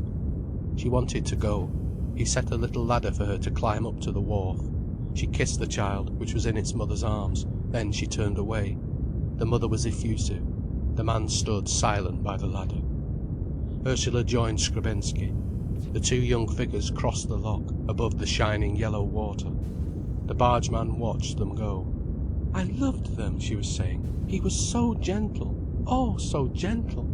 And the baby was such a dear." "Was he gentle?" said Skrebensky. The woman had been a servant, I'm sure of that. Ursula winced. "But I loved his impudence. It was so gentle underneath." She went hastening on, gladdened by having met the grimy, lean man with the ragged moustache. He gave her a pleasant, warm feeling. He made her feel the richness of her own life. Skrebensky somehow had created a deadness round her, a sterility, as if the world were ashes. They said very little as they hastened home to the big supper. He was envying the lean father of 3 children, for his impudent directness and his worship of the woman in Ursula, a worship of body and soul together, the man's body and soul wistful and worshipping the body and spirit of the girl. with a desire that knew the inaccessibility of its object, but was only glad to know that the perfect thing existed, glad to have had a moment of communion. Why could not he himself desire a woman so? Why did he never really want a woman, not with the whole of him, never loved, never worshipped, only just physically wanted her? But he would want her with his body, let his soul do as it would. A kind of flame of physical desire was gradually beating up in the marsh, kindled by Tom Brangwen, and by the fact of the wedding of Fred, the shy, fair, stiff-set farmer with the handsome, half-educated girl. Tom Brangwen, with all his secret power, seemed to fan the flame that was rising. The bride was strongly attracted by him, and he was exerting his influence on another beautiful, fair girl, chill and burning as the sea, who said witty things which he appreciated, making her glint with more like phosphorescence. And her greenish eyes seemed to rock a secret, and her hands like mother of pearl seemed luminous, transparent, as if the secret were burning visible in them. At the end of supper, during dessert, the music began to play, violins and flutes. Everybody's face was lit up. A glow of excitement prevailed. When the little speeches were over, and the port remained unreached for any more, those who wished were invited out to the open for coffee. The night was warm. Bright stars were shining. The moon was not yet up, and under the stars burned two great, red, flameless fires, and round these lights and lanterns hung. The marquee stood open before a fire, with its lights inside. The young people flocked out into the mysterious night. There was sound of laughter and voices, and a scent of coffee. The farm buildings loomed dark in the background. Figures, pale and dark, flitted about, intermingling. The red fire glinted on a white or a silken skirt. The lanterns gleamed on the transient heads of the wedding guests. To Ursula it was wonderful. She felt she was a new being. The darkness seemed to breathe like the sides of some great beast. The haystacks loomed, half revealed, a crowd of them, a dark, fecund lair just behind. Waves of delirious darkness ran through her soul. She wanted to let go. She wanted to reach and be amongst the flashing stars. She wanted to race with her feet and be beyond the confines of this earth. She was mad to be gone. It was as if a hound was straining on the leash, ready to hurl itself after a nameless quarry into the dark. And she was the quarry, and she was also the hound. The darkness was passionate, and breathing with immense, unperceived heaving. It was waiting to receive her in her flight. And how could she start? And how could she let go? She must leap from the known into the unknown. Her feet and hands beat like a madness. Her breast strained as if in bonds. The music began, and the bonds began to slip. Tom Brangwen was dancing with the bride, quick and fluid, and as if in another element, inaccessible as the creatures that move in the water. Fred Brangwen went in with another partner. The music came in waves. One couple after another was washed and absorbed into the deep underwater of the dance. "Come," said Ursula to Skrebensky, laying her hand on his arm. At the touch of her hand on his arm, his consciousness melted away from him. He took her into his arms as if into the sure, subtle power of his will, and they became one movement, one dual movement, dancing on the slippery grass. It would be endless, this movement. It would continue forever. It was his will and her will, locked in a trance of motion. Two wills locked in one motion, yet never fusing, never yielding one to the other. It was a glaucous, intertwining, delicious flux and contest in flux. They were both absorbed into a profound silence, into a deep, fluid, underwater energy that gave them unlimited strength. All the dancers were waving, intertwined in the flux of music. Shadowy couples passed and repassed before the fire. The dancing feet danced silently by into the darkness. It was a vision of the depths of the underworld, under the great flood. There was a wonderful rocking of the darkness, slowly, a great, slow swinging of the whole night, with the music playing lightly on the surface, making the strange, ecstatic rippling on the surface of the dance, but underneath only one great flood, heaving slowly backwards to the verge of oblivion. slowly forward to the other verge, the heart sweeping along each time, and tightening with anguish as the limit was reached, and the movement, at crises, turned and swept back. As the dance surged heavily on, Ursula was aware of some influence looking in upon her. Something was looking at her. Some powerful, glowing sight was looking right into her, not upon her, but right at her. Out of the great distance, and yet imminent, the powerful, overwhelming watch was kept upon her, and she danced on and on with Skrebensky, while the great white watching continued, balancing all in its revelation. "The moon has risen," said Anton, as the music ceased, and they found themselves suddenly stranded, like bits of jetsam on a shore. She turned and saw a great white moon looking at her over the hill, and her breast opened to it. She was cleaved like a transparent jewel to its light. She stood, filled with the full moon, offering herself. Her two breasts opened to make way for it. Her body opened wide like a quivering anemone, a soft, dilated invitation touched by the moon. She wanted the moon to fill into her. She wanted more communion with the moon, consummation. But Skrebensky put his arm round her and led her away. He put a big dark cloak round her and sat holding her hand, whilst the moonlight streamed above the glowing fires. She was not there. Patiently she sat under the cloak, with Skrebensky holding her hand, but her naked self was away there beating upon the moonlight, dashing the moonlight with her breasts and her knees, in meeting, in communion. She half started, to go in actuality, to fling away her clothing and flee away from this dark confusion and chaos of people, to the hill and the moon. But the people stood round her like stones, like magnetic stones, and she could not go in actuality. Skrebensky, like a lodestone, weighed on her. The weight of his presence detained her. She felt the burden of him, the blind, persistent, inert burden. He was inert, and he weighed upon her. She sighed in pain. Oh, for the coolness and entire liberty and brightness of the moon. Oh, for the cold liberty to be herself, to do entirely as she liked. She wanted to get right away. She felt like bright metal, weighted down by dark, impure magnetism. He was the dross. People were the dross. If she could but get away to the clean, free moonlight. "Don't you like me tonight?" said his low voice, the voice of the shadow over her shoulder. She clenched her hands in the dewy brilliance of the moon, as if she were mad. "Don't you like me tonight?" repeated the soft voice. And she knew that if she turned, she would die. A strange rage filled her, a rage to tear things asunder. Her hands felt destructive, like metal blades of destruction. "Let me alone," she said. A darkness and obstinacy settled on him too, in a kind of inertia. He sat inert beside her. She threw off her cloak and walked towards the moon, silver white herself. He followed her closely. The music began again, and the dance. He appropriated her. There was a fierce, white, cold passion in her heart, but he held her close and danced with her.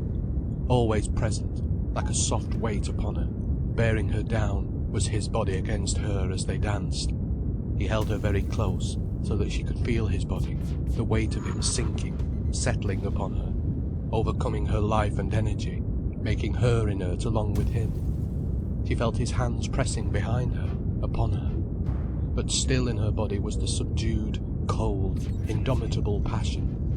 She liked the dance. It eased her, put her into a sort of trance.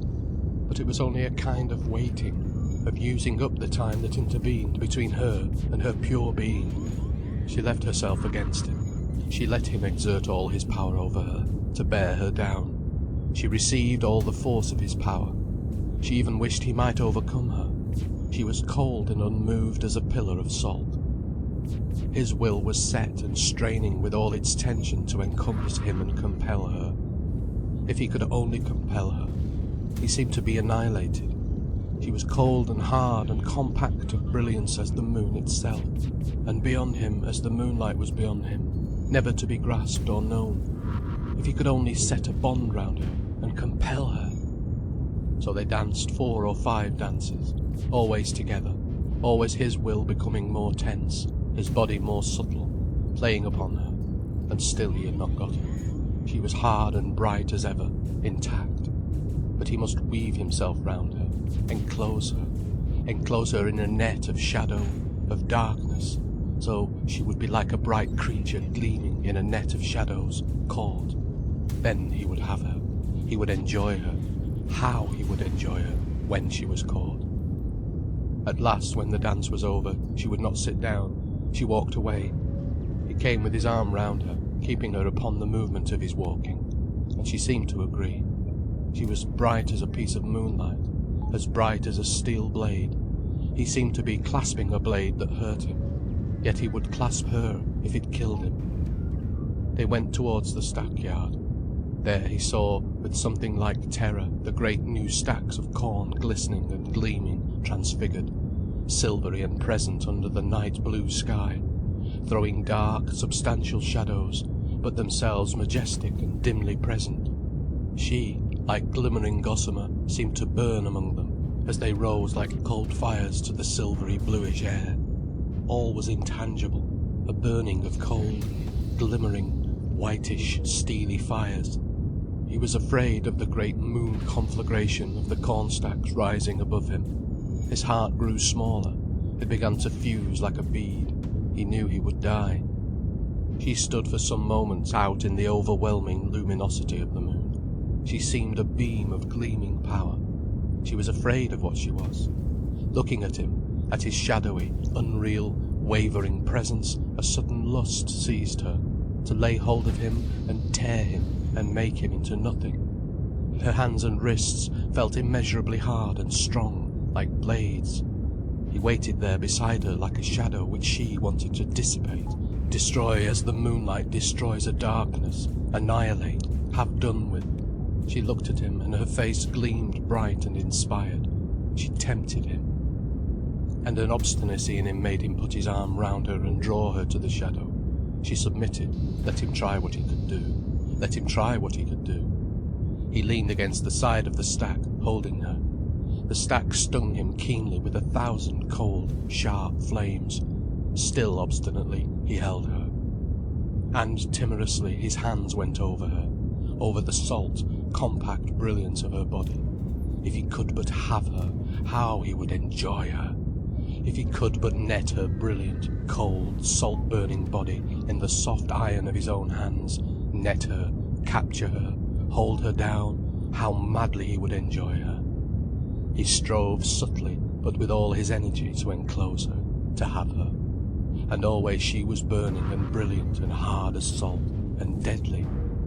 Yet obstinately, all his flesh burning and corroding, as if he were invaded by some consuming, scathing poison, still he persisted, thinking at last he might overcome her. Even in his frenzy he sought for her mouth with his mouth, though it was like putting his face into some awful death.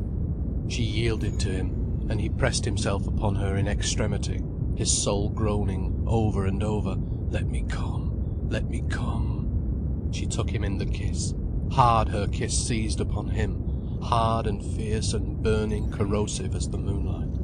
She seemed to be destroying him. He was reeling, summoning all his strength to keep his kiss upon her, to keep himself in the kiss. But hard and fierce she had fastened upon him, cold as the moon and burning as a fierce salt, till gradually his warm, soft iron yielded, and she was there, fierce, corrosive, seething with his destruction, seething like some cruel, corrosive salt around the last substance of his being, destroying him in the kiss. And her soul crystallized with triumph, and his soul was dissolved with agony and annihilation. So she held him there, the victim, consumed, annihilated. She had triumphed. He was not any more. Gradually she began to come to herself. Gradually a sort of daytime consciousness came back to her. Suddenly the night was struck back into its old, accustomed, mild reality. Gradually she realized that the night was common and ordinary, that the great, blistering, transcendent night did not really exist. She was overcome with slow horror. Where was she? What was this nothingness she felt? The nothingness was Skrebensky. Was he really there? Who was he? He was silent. He was not there. What had happened? Had she been mad? What horrible thing had possessed her? She was filled with overpowering fear of herself, overpowering desire that it should not be, that other burning, corrosive self. She was seized with a frenzied desire that what had been should never be remembered, never be thought of, never be for one moment allowed possible. She denied it with all her might. With all her might she turned away from it. She was good. She was loving. Her heart was warm. Her blood was dark and warm and soft. She laid her hand caressively on Anton's shoulder. "Isn't it lovely?" she said, softly, coaxingly, caressingly. And she began to caress him to life again, for he was dead, and she intended that he should never know, never become aware of what had been. She would bring him back from the dead, without leaving him one trace of fact to remember his annihilation by. She exerted all her ordinary warm self.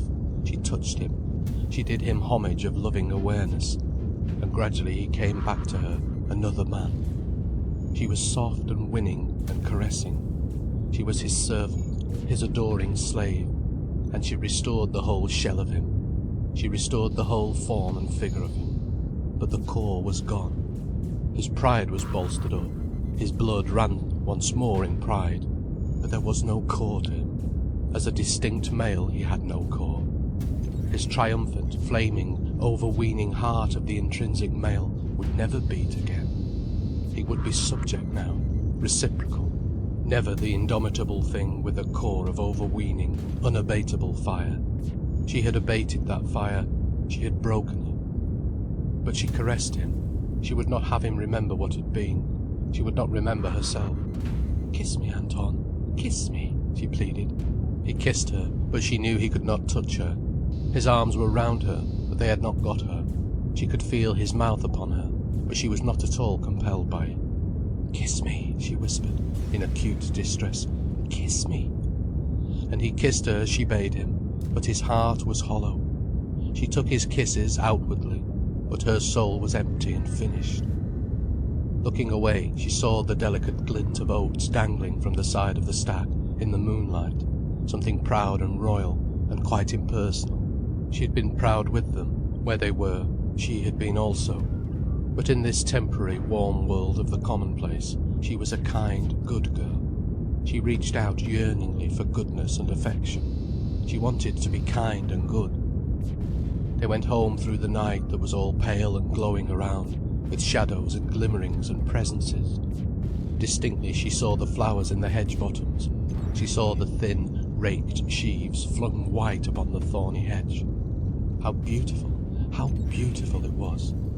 She thought with anguish how wildly happy she was tonight, since he had kissed her.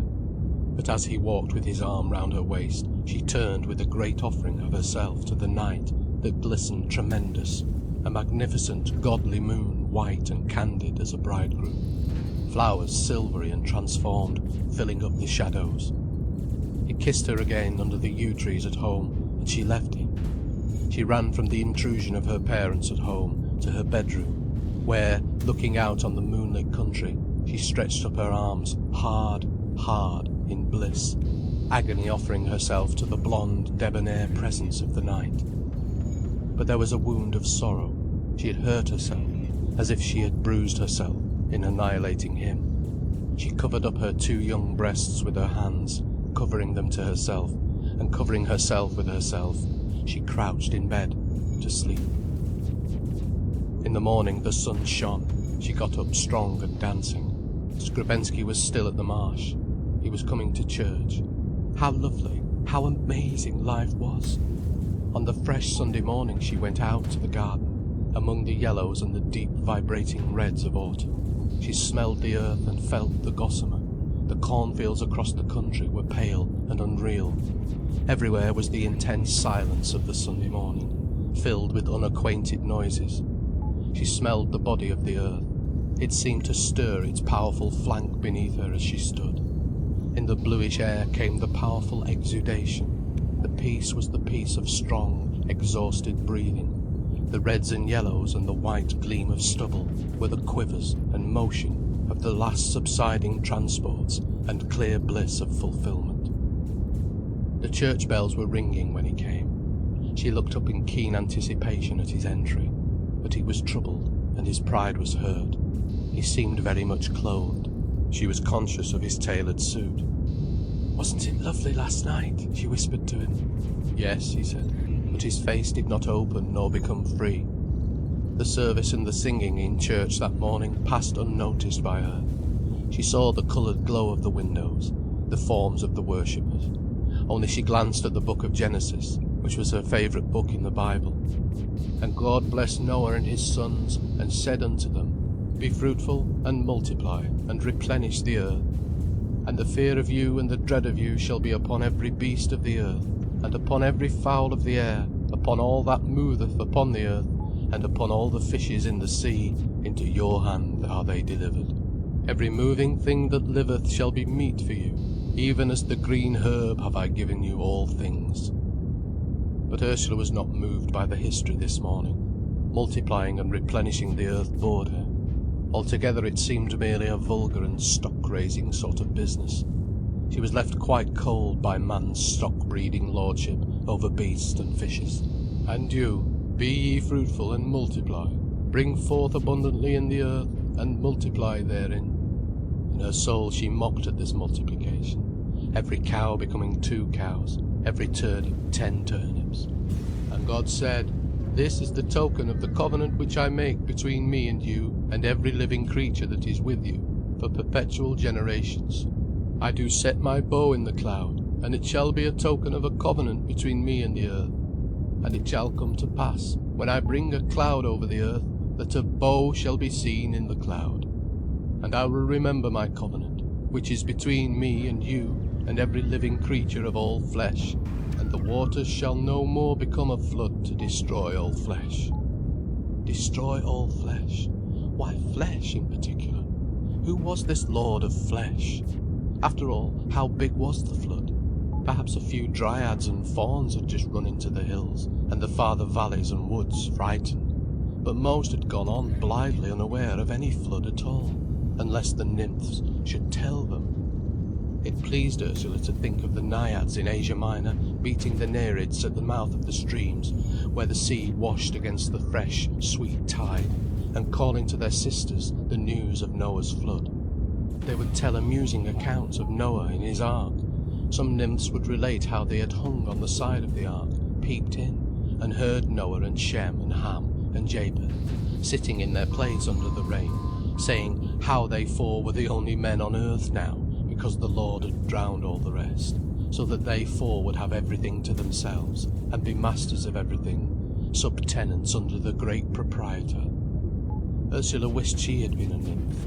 She would have laughed through the window of the ark, and flicked drops of flood at Noah, before she drifted away to people who were less important in their proprietor and their flood. What was God, after all? If maggots in a dead dog be but God kissing carrion, what then is not God? She was surfeited of this God. She was weary of the Ursula Brangwen who felt troubled about God. Whatever God was, he was, and there was no need for her to trouble about him. She felt she had now all licence. Skrebensky sat beside her, listening to the sermon, to the voice of law and order. The very hairs of your head are all numbered. He did not believe it. He believed his own things were quite at his own disposal. You could do as you liked with your own things, so long as you left other people's alone. Ursula caressed him and made love to him. Nevertheless, he knew she wanted to react upon him and to destroy his being. She was not with him, she was against him. But her making love to him, her complete admiration of him, in open life, gratified him. She caught him out of himself, and they were lovers, in a young, romantic, almost fantastic way. He gave her a little ring. They put it in Rhine wine, in their glass, and she drank, then he drank.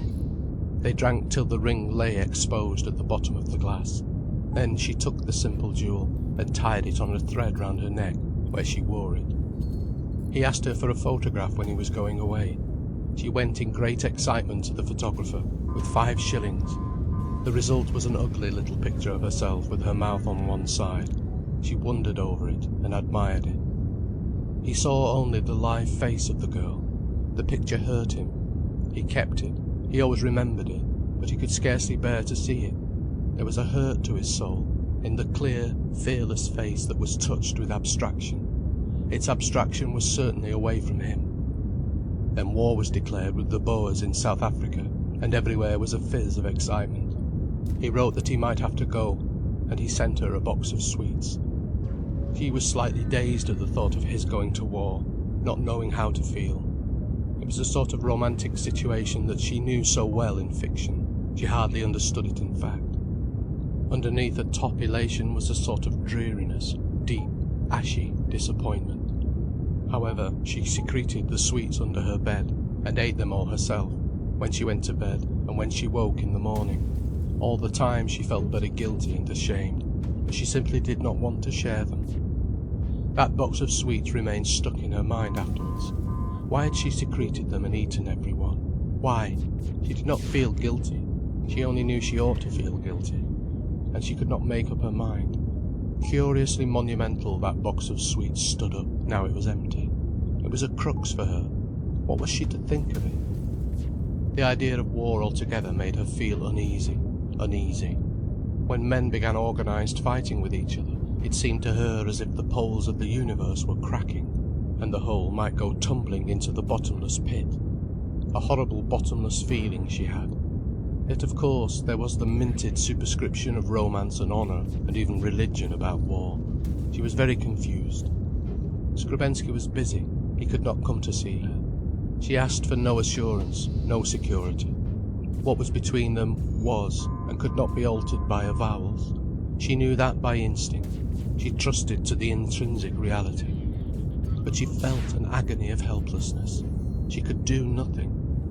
Vaguely she knew the huge powers of the world rolling and crashing together, darkly, clumsily, stupidly, yet colossal, so that one was brushed along almost as dust, helpless, swirling like dust. Yet she wanted so hard to rebel, to rage, to fight. But with what? Could she, with her hands, fight the face of the earth, beat the hills in their places? Yet her breast wanted to fight the whole world.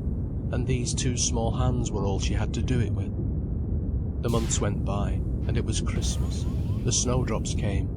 There was a little hollow in the wood near Cossete, where snowdrops grew wild. She sent him some in a box, and he wrote her a quick little note of thanks. Very grateful and wistful he seemed. Her eyes grew childlike and puzzled. Puzzled from day to day she went on, helpless, carried along by all that must happen. He went about at his duties, giving himself up to them. At the bottom of his heart his self, the soul that aspired and had true hope of self-effectuation, lay as dead, stillborn, a dead weight in his womb. Who was he to hold important his personal connection? What did a man matter personally? He was just a brick in the whole great social fabric, the nation, the modern humanity. His personal movements were small and entirely subsidiary. The whole form must be ensured, not ruptured, for any personal reason whatsoever, since no personal reason could justify such a breaking. What did personal intimacy matter? One had to fill one's place in the whole, the great scheme of man's elaborate civilization, that was all. The whole mattered, but the unit, the person, had no importance, except as he represented the whole. So Skrebensky left the girl out and went his way, serving what he had to serve, and enduring what he had to endure, without remark. To his own intrinsic life he was dead, and he could not rise again from the dead. His soul lay in the tomb. His life lay in the established order of things. He had his five senses too. They were to be gratified. Apart from this, he represented the great, established, extant idea of life, and as this he was important and beyond question. The good of the greatest number was all that mattered. That which was the greatest good for them all, collectively, was the greatest good for the individual. And so, every man must give himself to support the state, and so labour for the greatest good of all. One might make improvements in the state, perhaps, but always with a view to preserving it intact. No highest good of the community, however, would give him the vital fulfilment of his soul. He knew this, but he did not consider the soul of the individual sufficiently important. He believed a man was important in so far as he represented all humanity. He could not see it. It was not born in him to see that the highest good of the community as it stands is no longer the highest good of even the average individual.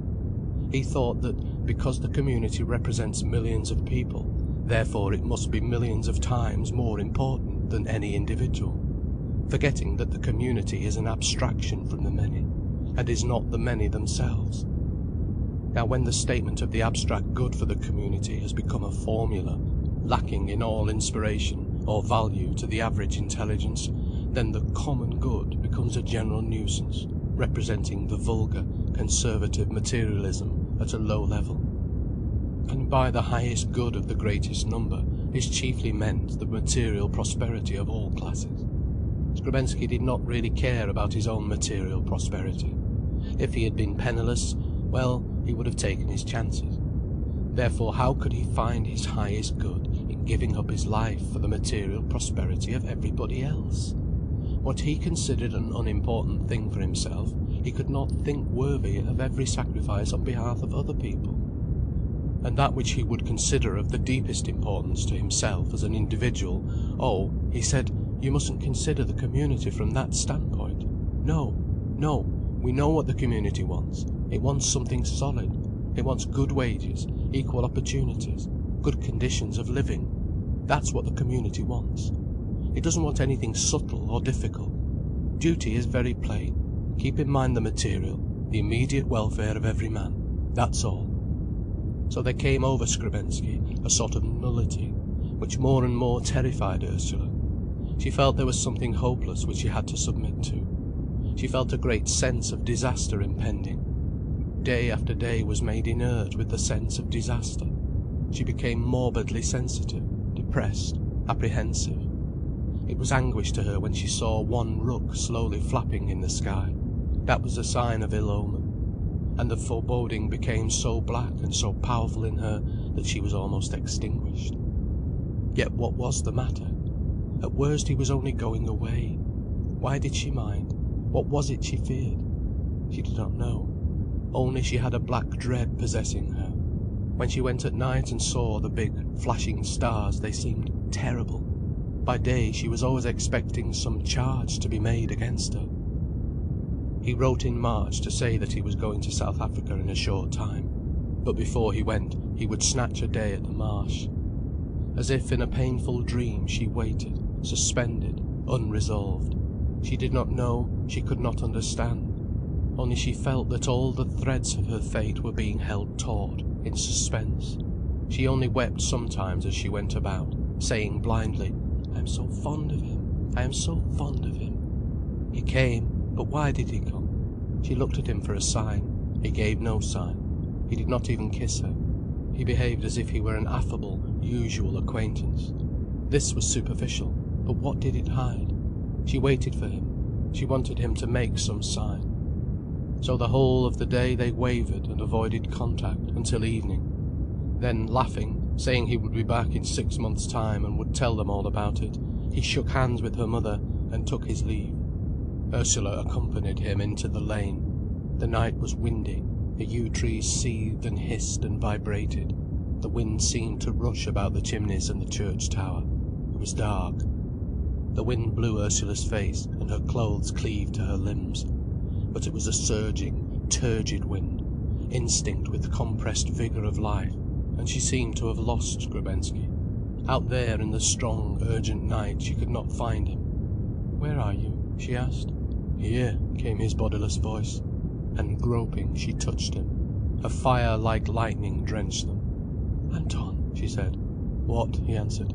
She held him with her hands in the darkness. She felt his body again with hers. "Don't leave me. Come back to me," she said. "Yes," he said, holding her in his arms. But the male in him was scotched by the knowledge that she was not under his spell nor his influence. He wanted to go away from her. He rested in the knowledge that tomorrow he was going away. His life was really elsewhere. His life was elsewhere, his life was elsewhere. The centre of his life was not what she would have. She was different. There was a breach between them. They were hostile worlds. "You will come back to me," she reiterated. "Yes," he said, and he meant it, but as one keeps an appointment, not as a man returning to his fulfilment. So she kissed him and went indoors, lost. He walked down to the marsh abstracted. The contact with her hurt him and threatened him. He shrank. He had to be free of her spirit, for she would stand before him, like the angel before Balaam, and drive him back with a sword from the way he was going, into a wilderness. The next day she went to the station to see him go. She looked at him, she turned to him, but he was always so strange and null, so null. He was so collected. She thought it was that which made him null. Strangely nothing he was. Ursula stood near him with a mute, pale face which he would rather not see. There seemed some shame at the very root of life. Cold, dead shame for her. The three made a noticeable group on the station. The girl in her fur cap and tippet and her olive green costume, pale, tense with youth, isolated, unyielding. The soldierly young man in a crush hat and a heavy overcoat, his face rather pale and reserved above his purple scarf, his whole figure neutral. Then the elder man, a fashionable bowler hat pressed low over his dark brows, his face warm-coloured and calm, his whole figure curiously suggestive of full-blooded indifference. He was the eternal audience, the chorus, the spectator at the drama. In his own life he would have no drama. The train was rushing up. Ursula's heart heaved, but the ice was frozen too strong upon it. "Good-bye," she said, lifting her hand, her face laughing with her peculiar, blind, almost dazzling laugh. She wondered what he was doing when he stooped and kissed her. He should be shaking hands and going. "Good-bye," she said, again. He picked up his little bag and turned his back on her. There was a hurry along the train. Here was his carriage. He took his seat. Tom Brangwen shut the door, and the two men shook hands as the whistle went. "Good-bye, and good luck," said Brangwen. "Thank you. Good-bye." The train moved off. Skrebensky stood at the carriage window, waving, but not really looking at the two figures, the girl and the warm-coloured, almost effeminately dressed man. Ursula waved her handkerchief. The train gathered speed. It grew smaller and smaller. Still it ran in a straight line. The speck of white vanished. The rear of the train was small in the distance. Still she stood on the platform, feeling a great emptiness about her. In spite of herself, her mouth was quivering. She did not want to cry. Her heart was dead cold. Her Uncle Tom had gone to an automatic machine and was getting matches. "Would you like some sweets?" he said, turning round. Her face was covered with tears. She made curious, downward grimaces with her mouth to get control. Yet her heart was not crying. It was cold and earthy. "What kind would you like? Any?" persisted her uncle. "I should love some peppermint drops," she said, in a strange, normal voice from her distorted face. But in a few moments she had gained control of herself, and was still, detached. "Let us go into the town," he said, and he rushed her into a train, moving to the town station. They went to a cafe to drink coffee. She sat looking at people in the street, and a great wound was in her breast, a cold imperturbability in her soul. This cold imperturbability of spirit continued in her now. It was as if some disillusion had frozen upon her, a hard disbelief. Part of her had gone cold, apathetic. She was too young, too baffled to understand, or even to know that she suffered much, and she was too deeply hurt to submit. She had her blind agonies. When she wanted him, she wanted him. But from the moment of his departure, he had become a visionary thing of her own. All her roused torment and passion and yearning, she turned to him. She kept a diary in which she wrote impulsive thoughts. Seeing the moon in the sky, her own heart surcharged, she went and wrote, "If I were the moon, I know where I would fall down." It meant so much to her, that sentence. She put into it all the anguish of her youth, and her young passion and yearning. She called to him from her heart wherever she went. Her limbs vibrated with anguish towards him, wherever she was. The radiating force of her soul seemed to travel to him, endlessly, endlessly, and in her soul's own creation find him. But who was he, and where did he exist? In her own desire only. She received a postcard from him, and she put it in her bosom. It did not mean much to her really. The second day she lost it, and never even remembered she had had it till some days afterwards. The long weeks went by. There came the constant bad news of the war, and she felt as if all, outside there in the world, were a hurt against her, and something in her soul remained cold, apathetic, unchanging. Her life was always only partial at this time, never did she live completely. There was the cold, unliving part of her, yet she was madly sensitive, she could not bear herself. When a dirty, red-eyed old woman came begging of her in the street, she started away as from an unclean thing. And then, when the old woman shouted acrid insults after her, she winced, her limbs palpitated with insane torment. She could not bear herself. Whenever she thought of the red-eyed old woman, a sort of madness ran, in inflammation over her flesh and her brain. She almost wanted to kill herself. And in this state, her sexual life flamed into a kind of disease within her. She was so overwrought and sensitive that the mere touch of coarse wool seemed to tear her nerves.